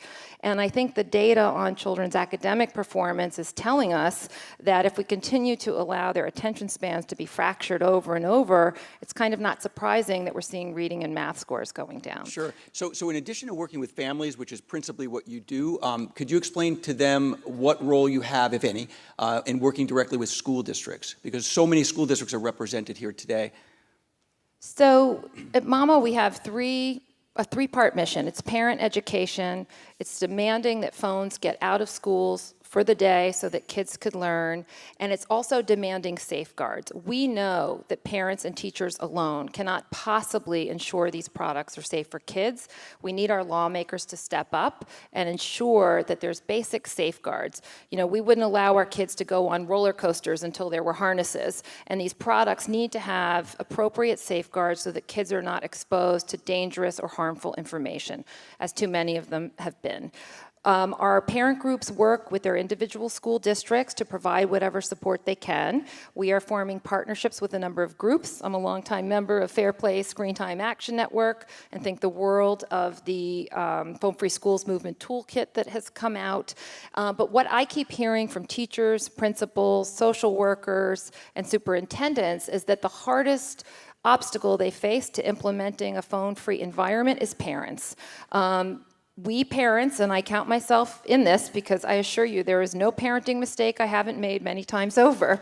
You know, we adopted these technologies. We use them, we model them, and we've seen more and more where we are relying on apps to do things. And so the more that we can support parents in pushing back, the more we can show up for our teachers and our schools to say, okay, what do you need us to understand about why kids need to be able to give their full attention to their teachers during the school day? That is the work that Mama's trying to support. Yeah, and again, I commend Melinda for getting this panel together because, you know, I'll speak for myself. I wasn't as familiar with what all of you do, and I know in the education space, it's very important for us to know that we are all supported with this very common goal to protect our children. That's so very, very important. Amani, you're last on this list, but you're very close to me here. Amani used to be a school board member, and we know each other for many, many years. So Amani, representing the PTA, we already heard from Kyle Belkipsky at the very first panel. She was a moderator, a good friend of mine. What's the PTA's thought about all of this? You guys represent just a couple people like parents, teachers, et cetera. So what's your view on this? And all the children. And all the children, We yeah. are the only advocacy organization that represents the voice of children. Yeah, that's why you're last on this seat here. Yeah. Yep. But of course, the key letters are the parents and the teachers, and how we're going to work together on this major issue that we're all realizing by showing up here today is worthy of our attention. I know that New York State PTA conducted a mental health survey in the past couple of years. So we did it in 2022 as well as 2023. We got a much bigger response in 2023. Over 2,000 parents responded, and they kind of ranked all mental health illnesses or issues or challenges that we listed in terms of their significance, or they may feel their child or other children they know are struggling with. And number one was, no surprise, anxiety. And the second one was social media. And is the anxiety related to social media? We can ask that question too. I'll briefly tell you. Third was depression. Fourth was bullying. Again, could be related. Suicide and suicidal thoughts. Cyberbullying was a distinct category by itself, but it's pretty much bullying on social media. Substance use and youth violence. And is the violence, again, promoted by their social media exposure? So these, again, we have percentages, we have other areas of mental health that they responded to. We realized that the effects are really extremely disturbing and are not to ignore or walk away from. We're delighted that part of our students in New York's curriculum is going to be digital literacy. It's overdue because we developed all those devices and websites and apps that they've been on for a very long time. My firstborn is now 31, and he's been playing video games almost his whole entire life. And we tried to regulate, we tried to control what they watched, but again, the violence that we talked about very early on when these apps first came out is not going anywhere. And you wonder, again, what it instills in them and if we're seeing behaviors based on what they're watching. So what PTA is doing, we're not sitting and only worrying about the outcomes, but National PTA, and we're part of a bigger national organization, obviously, has developed this PTA Connect is the name of the program. And if you go on pta.org, it's an easy website, you will find and look up PTA Connected. It's actually 6 different programs that are intended to educating parents on how to manage this, because social media and the internet is not going away. We may take the phones away all day at school, but they come home and on weekends and evenings and sometimes at night when you're sleeping, and they reach out to others that you may not know, and they're at risk, obviously. So we want to educate parents on how to have these conversations.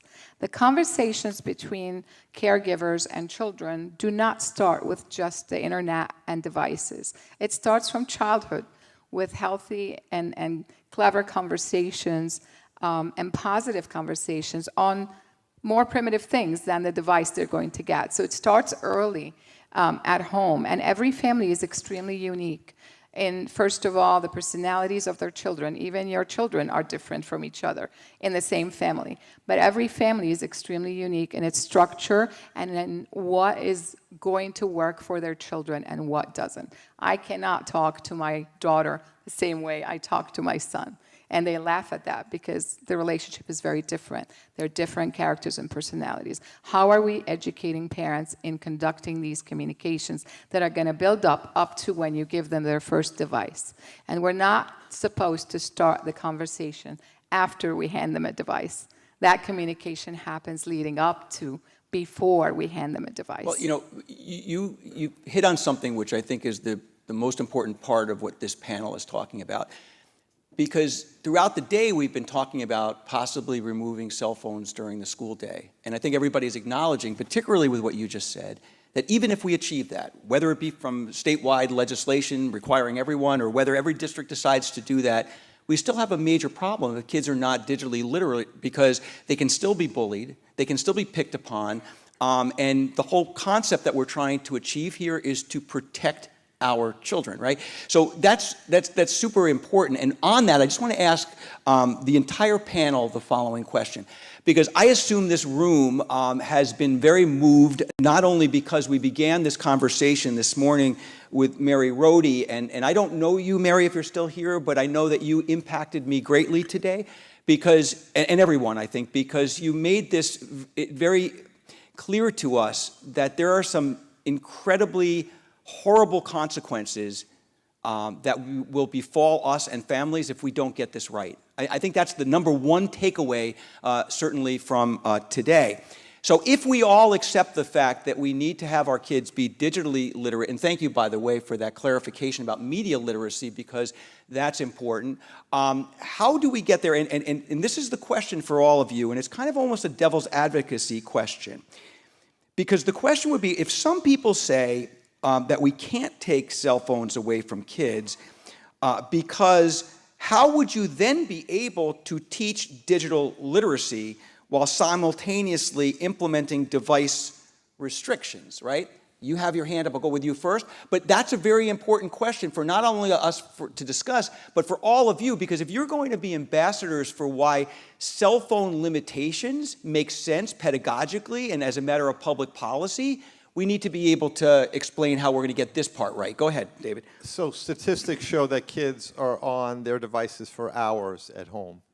And we've heard today about the fact that taking them away in school gives kids a break for the hours of school. That doesn't mean that the child is not going to be on devices at all. Right. Now, if a parent decides to not have the child on a device at home, especially at a young age, that's super, and we can talk about how to get digital literacy at that point. But it's really a smokescreen to say, oh, you know, you need to have kids have digital literacy. Let's go back. I mean, Julie first raised about Google Classroom. What an ingenious idea by Google. Not only putting their devices in schools, putting their platforms in schools. Kids are one click away from YouTube, but it gives the whole aura, like Google Classroom, like Google is part of the education system. They're to be trusted. Have you ever seen the digital literacy program that Google has, which tells you basically have a strong password and make sure you log out when you're done, and don't talk to people with raincoats in the digital world? It doesn't tell you that you can be manipulated and that you can be subject to bullying or any of the other harms. Data collection, targeted marketing, none of that is on there. I mean, to try to better answer your question though, if whatever use is right in your home, you can be having those conversations. So you can set limits, and if your child says, oh, my friend doesn't have limits, don't be so sure they're being completely honest, and have some conversations in the neighborhood about why you feel some limits are right in your home, but you can be having those discussions, and you can be talking about where your child is going. So we've all heard that example. You know, I wouldn't drop my kid off at the YMCA and let them be in a closed room with no windows for 3 hours, and I don't know who's in there, and there's a good chance that there are adults. So why would you let your child just hang out in a room for hours where you don't know who they're talking to, what they're doing? Whatever you decide is the appropriate use in your home, you can be having those conversations about some of the risks, about the fact that doing things in moderation are best because you want your child to have room to read books and be creative and to imagine and to talk to their siblings and chase after them or whatever. Not just, you know, be staring at a screen for hours and hours. Right, but in addition to, you know, saying they can have these discussions, I assume your whole stance, appropriately so, is they better be having these conversations, right? They'd better be having these conversations, but that leads to a really important point. We should be talking about how to lift parents up, and Randy Weingarten said she thought this was the most important session of the day, and it's super important. But don't put in the background everything else we talked about today. Right, of course. We cannot put it on the shoulders of parents. We need the guardrails, okay? We need laws in place. When we realized how dangerous cigarettes were, we didn't have, as a community, a discussion for years and years. Parents need to get cigarettes out of the hands of kids. we said we need to stop advertising to kids, and we need to find other ways to make sure that kids aren't going to start Even smoking. our Surgeon General said we should have warning labels, right? Just like cigarettes. Julie, you wanted to say something on this topic. I was just going to say, raise your hand if you want your children or your students to grow up to be safe drivers, right? We want our kids to be safe drivers. Who thinks that to make sure they're safe drivers, we should start teaching them to drive at age 8 or putting 9-year-olds behind the wheel? There are certain tasks that we have decided are not developmentally appropriate for children. They need certain neurological development, they need certain skills and awareness. And so I think that one of the things we've been doing, and we parents are to blame for this, is we've been handing kids devices with apps on them that are not suitable for children. They're designed to be addictive, and then we tell them not to use it too much, right? And we adults can't control ourselves, so asking kids to do that is too much. And we also know that many of the leaders of these tech companies who have made these products, they send their kids to Waldorf schools. Steve Jobs told the New York Times years ago that his kids had never used an iPad. They were a low-tech house because they saw the value in acquiring basic building blocks like writing, reading, playing, interacting. And so, I don't mean to get too grandiose, but I do feel like we are facing sort of an esoteric question as a species. Do we want to live in a world that is tech first, where everybody is online all the time, we say it's inevitable, and we start giving our kindergartners lessons on how to be digital citizens, and then take away all that time they would be spending learning how to read, write, acquire the basic building blocks of social, emotional, and academic health? Or do we want to say, no, our priorities are to raise healthy, happy human beings who know how to function in society, know how to have relationships, look people in the eye, and also are successful students? That's where Mama is. Yeah, and part of the message today has been, I know you would agree with this based on what you just said, that it's not even a question of teaching and modeling behavior, since the algorithms are set up to acquire the result of addiction, right? And we heard from a student today who indicated, I can't be blamed for that, right? That's the way this works. So obviously what everyone's working on with respect to national legislation to outlaw that, that's the only thing that could presumably be super successful, because we can argue till we're blue in the face as to what's right. Some people are going to heed that warning and many people won't. But obviously if the device is less dangerous, we might be in a better position. Amani, I know you wanted to say something. The voice of youth has been extremely important to us, and they have cried for help. They may be refusing or rejecting the idea of the phones away for any period of time, even in your home, but then they will actually share how they've been able to communicate better, build friendships, get more rest, get more work done, go outside and play and enjoy the outdoors, et cetera, et cetera. So we really need to know that children and youth like having rules and guardrails. They are not creatures who want to be free to do whatever they want, even though it may seem that way. I've heard in another panel a youth saying, my parents did not regulate my internet time or what websites I was on. I really wish they did. They should have. So when you hear a youth saying that, in retrospect, that's eye-opening. But we have fallen behind as parents. We're talking in a space where they are the experts more than we are.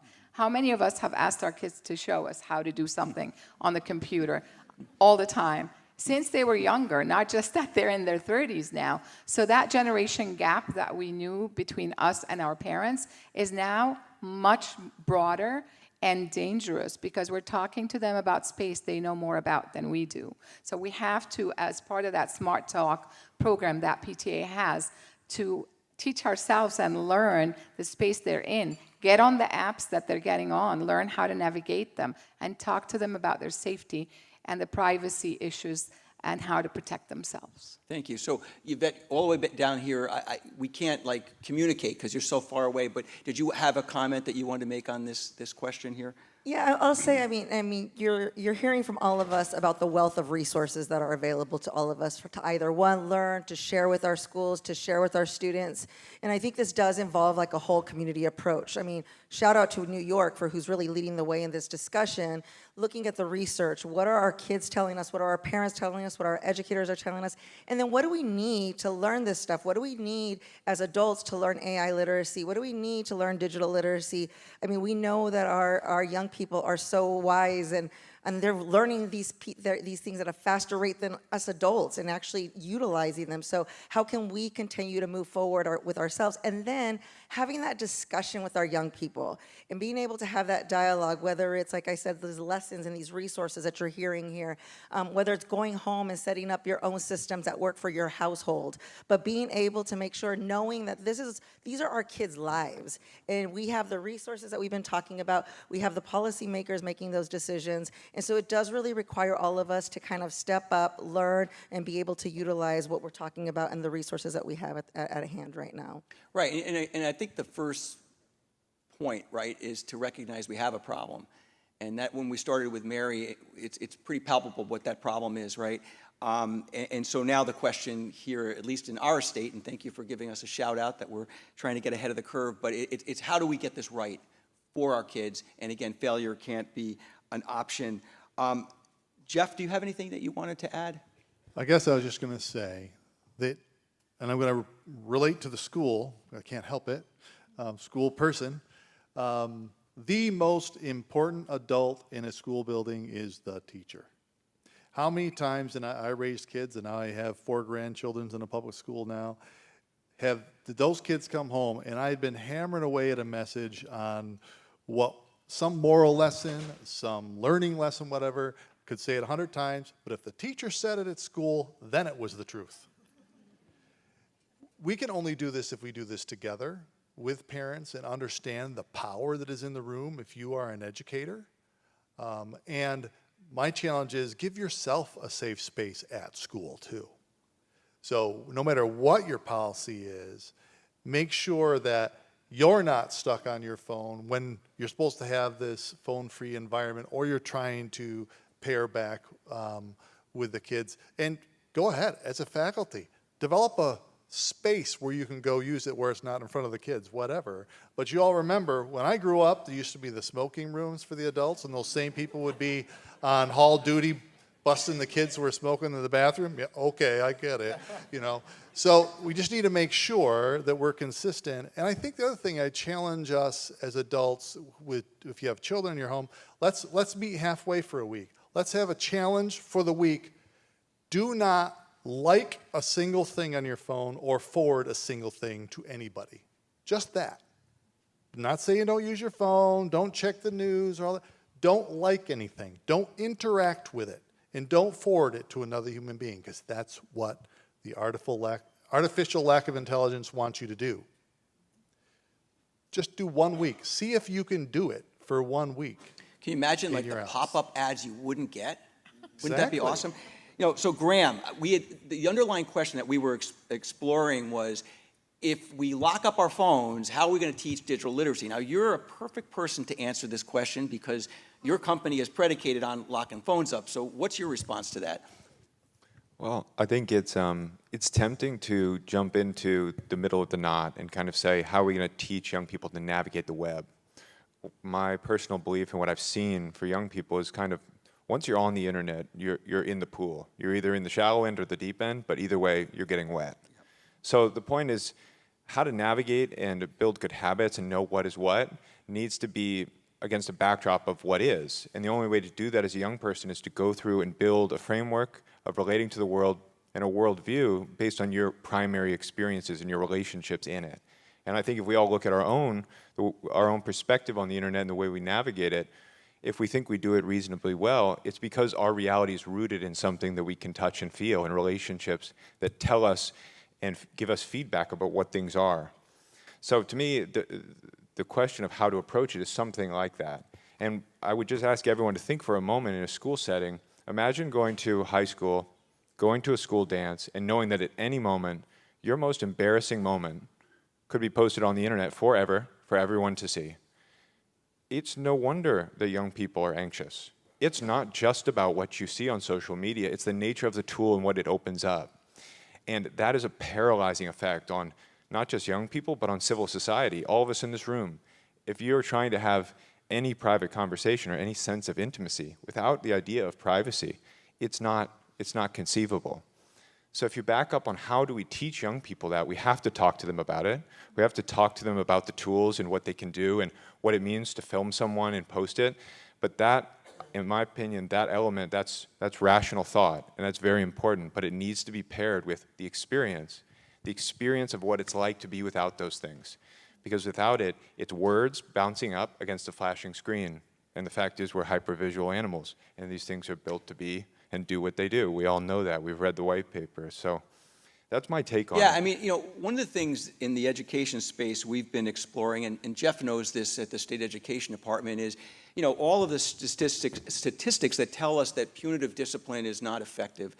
And we need to get to a place where we're more about restorative practices, getting kids in the education space to understand the consequences of their misbehavior, right? So they can not only be better people, but understand how they're affecting in a very negative way other persons. And based on what you just said, Graham, I don't know the perfect way to do this on the internet, but it's like, kids think it's perfectly acceptable at that dance, as you were just describing, to mock and ridicule somebody.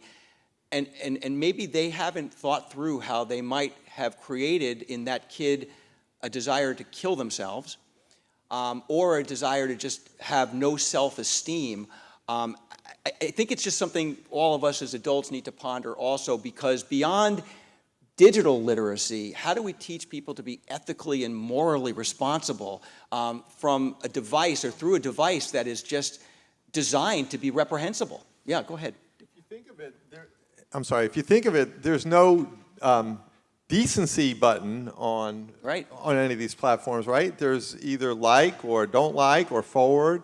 So just being wrapped up in that whole popularity contest of being the one with the most likes and people sharing your stuff. I mean, they even rate us as an Uber passenger. Exactly. I'm a 5, apparently. I didn't know that. Hey, I guess I'm a nice guy. congratulations. Yeah. Is that a humble brag? But We all think you're a 5, Jay. Yeah.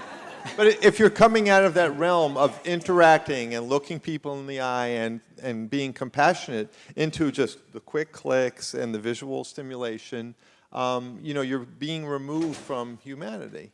Yeah. Anybody else have thoughts on that? Because this is where it really matters.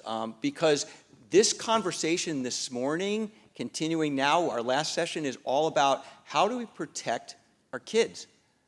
And this is really an important element of this. Does anybody have any other thoughts?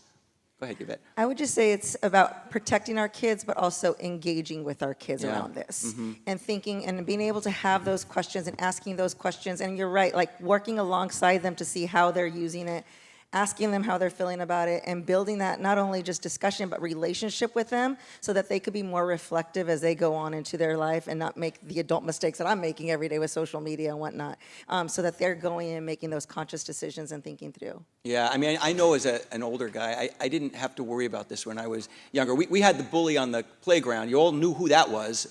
Usually this large, not so bright person. But now, of course, they're lurking in the internet in ways that are just so nefarious. Go ahead. When my first son was born, there were no iPhones, and Mark Zuckerberg worked at a small company called the Facebook. And by the time I took my middle son to pre-K at PS 29 in Brooklyn, every single parent in the neighborhood had a smartphone and was photographing their kid all day, every day, for no reason. And I guess we didn't realize it, but we were inadvertently teaching our children that everything we do should be photographed and posted and is appropriate for that. Yeah. And now my third son just started high school, and even though he's not allowed to have TikTok because of what it does to attention spans, I can't stop him from seeing TikToks because his friends send it to him. YouTube has gone to shorter and shorter reels. Snap has gone to shorter and shorter reels. So what's happening is not just an individual thing, but it's a change in our whole society. And, I would love it if we could answer the big question you asked about teaching morality and manners and all those things. If we could solve that in this panel, that'd be amazing. I was hoping you would. Yeah, I can't do that. But what I can say is that we have a choice to make about what kind of society we want to have. Is it a society grounded in human interaction, human experience, relationships, and communities?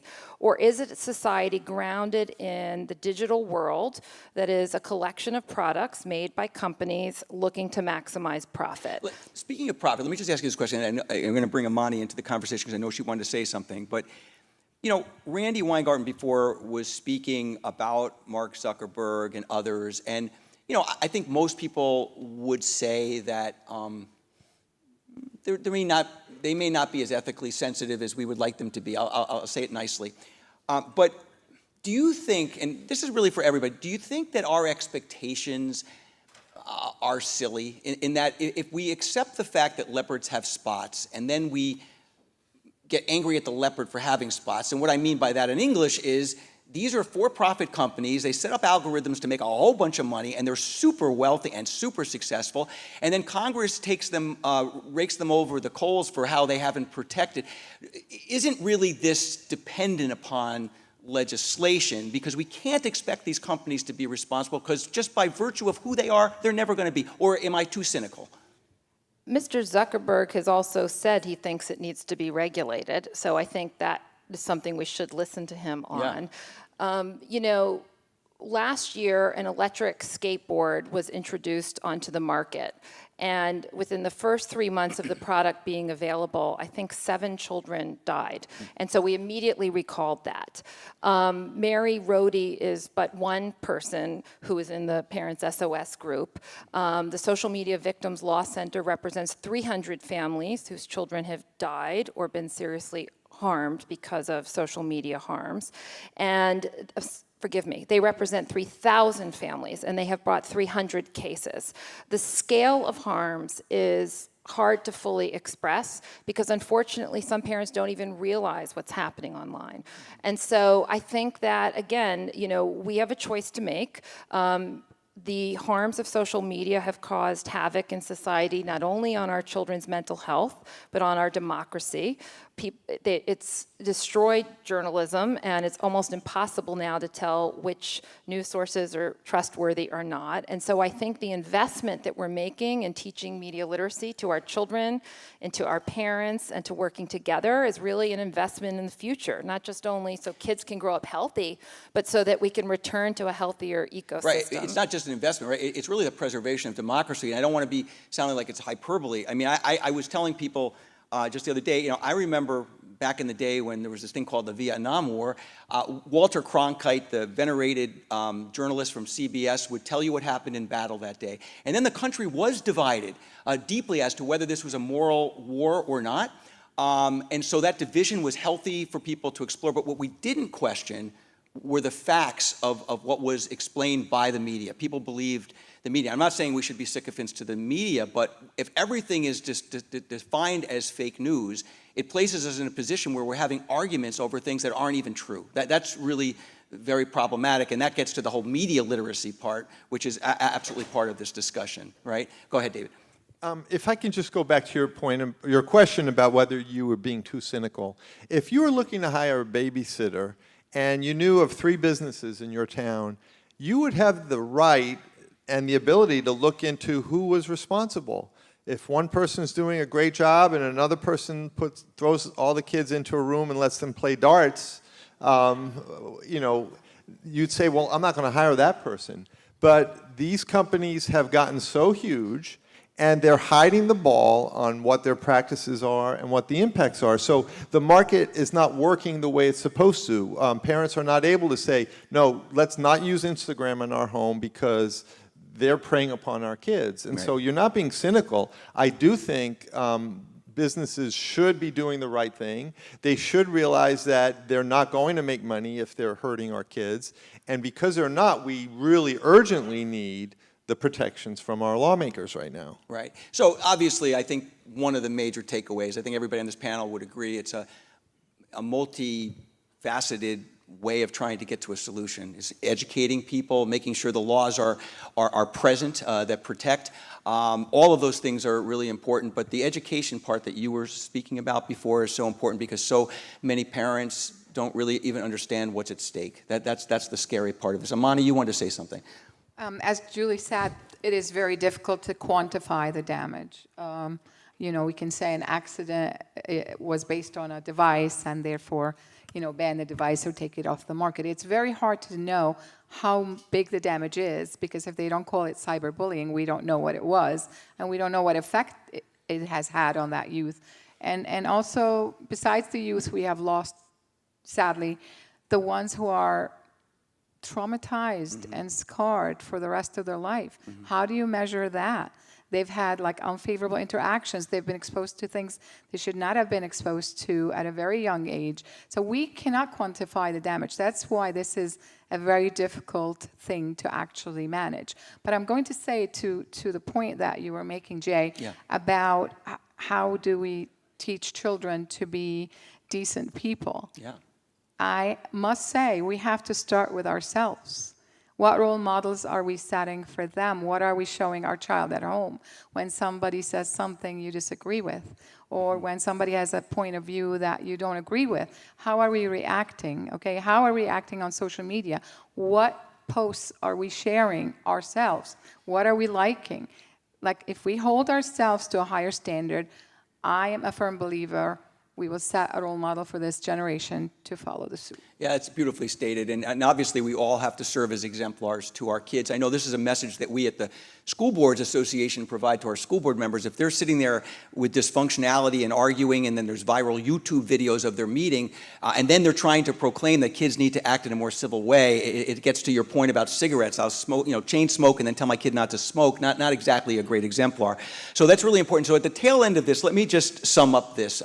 First of all, I really feel humbled to be in all of your presence, because each and every one of you in your respective positions has made it your mission to get us to a better place. And many times you perhaps don't get thanked for that. So I want to just say thank you for that. And thank you for the resources that you're going to make available to the world, because they need that. Our kids need that. And I think this conversation, to me, the most gratifying part, and I think David said this before, is that there's 500 people in this room.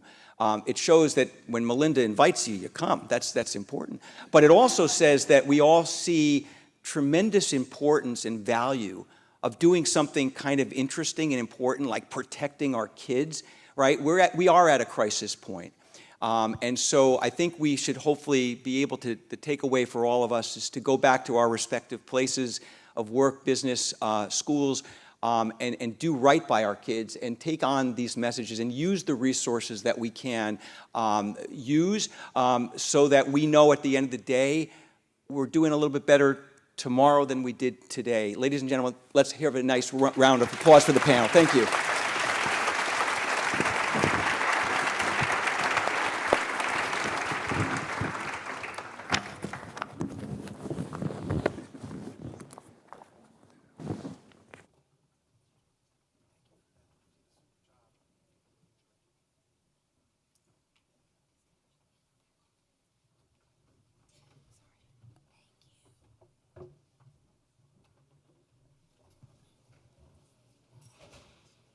Can we get another round of applause for Jay Warona and this amazing panel?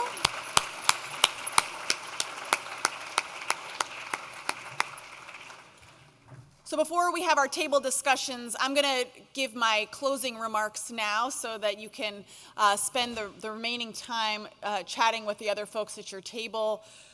But I want to say this has been an amazing day.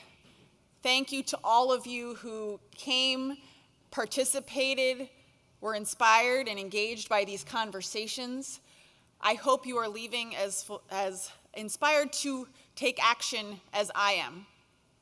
I want to thank our co-sponsors, the PTA, the School Boards Association, the school administrators, and the Council of School Superintendents who helped promote this. But I also want to say it's so important that all of you are in the room for this conversation. It is not something that any one of our organizations can accomplish alone. Sometimes I have my teacher hat on and I think about the perspective that I bring, when I'm teaching and a kid takes a call while I'm trying to teach math, right? That has actually happened. And then I think about my role as a parent. I have two 11-year-olds who don't have phones yet. Every day, it's every day we talk about it, not because I bring it up, right? But I'm afraid for them. I'm afraid for the world that they are growing up in. Because even though I am really immersed in this work, as so many of you are, they can figure things out faster than me. My son, Andrew, I'm going to tell this short story. He made a Google slide deck to convince me that he should have Fortnite when it wasn't quite age appropriate yet. And then he had cited Common Sense Media. He said, these are the people you work with. They said, with appropriate parental controls, that 11-year-old, and so I said, okay. But as soon as we had set it up, right, and I had tried to block him off from all of the unknown people contacting him on this platform, and I had done all the research, I found on Google how to get around your parents' parental controls on Fortnite, right? Even the best barriers that we put up, kids will attempt to find a way around them. So parents need help, and I speak on behalf of them. We need support of the entire education community. We need to give our kids a break for 7 hours a day. I truly and honestly believe that they need that. They need that so that they can have space to learn the self-regulation skills that are required to go out and be adults. And so I am encouraged by the conversation we've had here today. I'm encouraged by the commitment to fight back against companies who are trying to profit off of our kids and do harm. I'm encouraged by the school districts who have led by example and who are talking about what they say is transformational in their schools when they've created distraction-free learning environments. And I'm really encouraged by this last panel of folks who are talking about not only how do we protect our kids during these 7 hours, but how do we give them the skills at home and at school so that they can be productive adults for their lifetimes.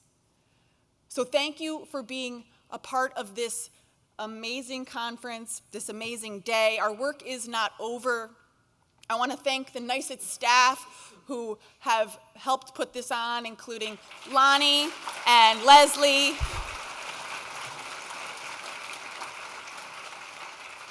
This was a really incredible experience, and I hope that you go back and make change in your own communities. We will be in touch.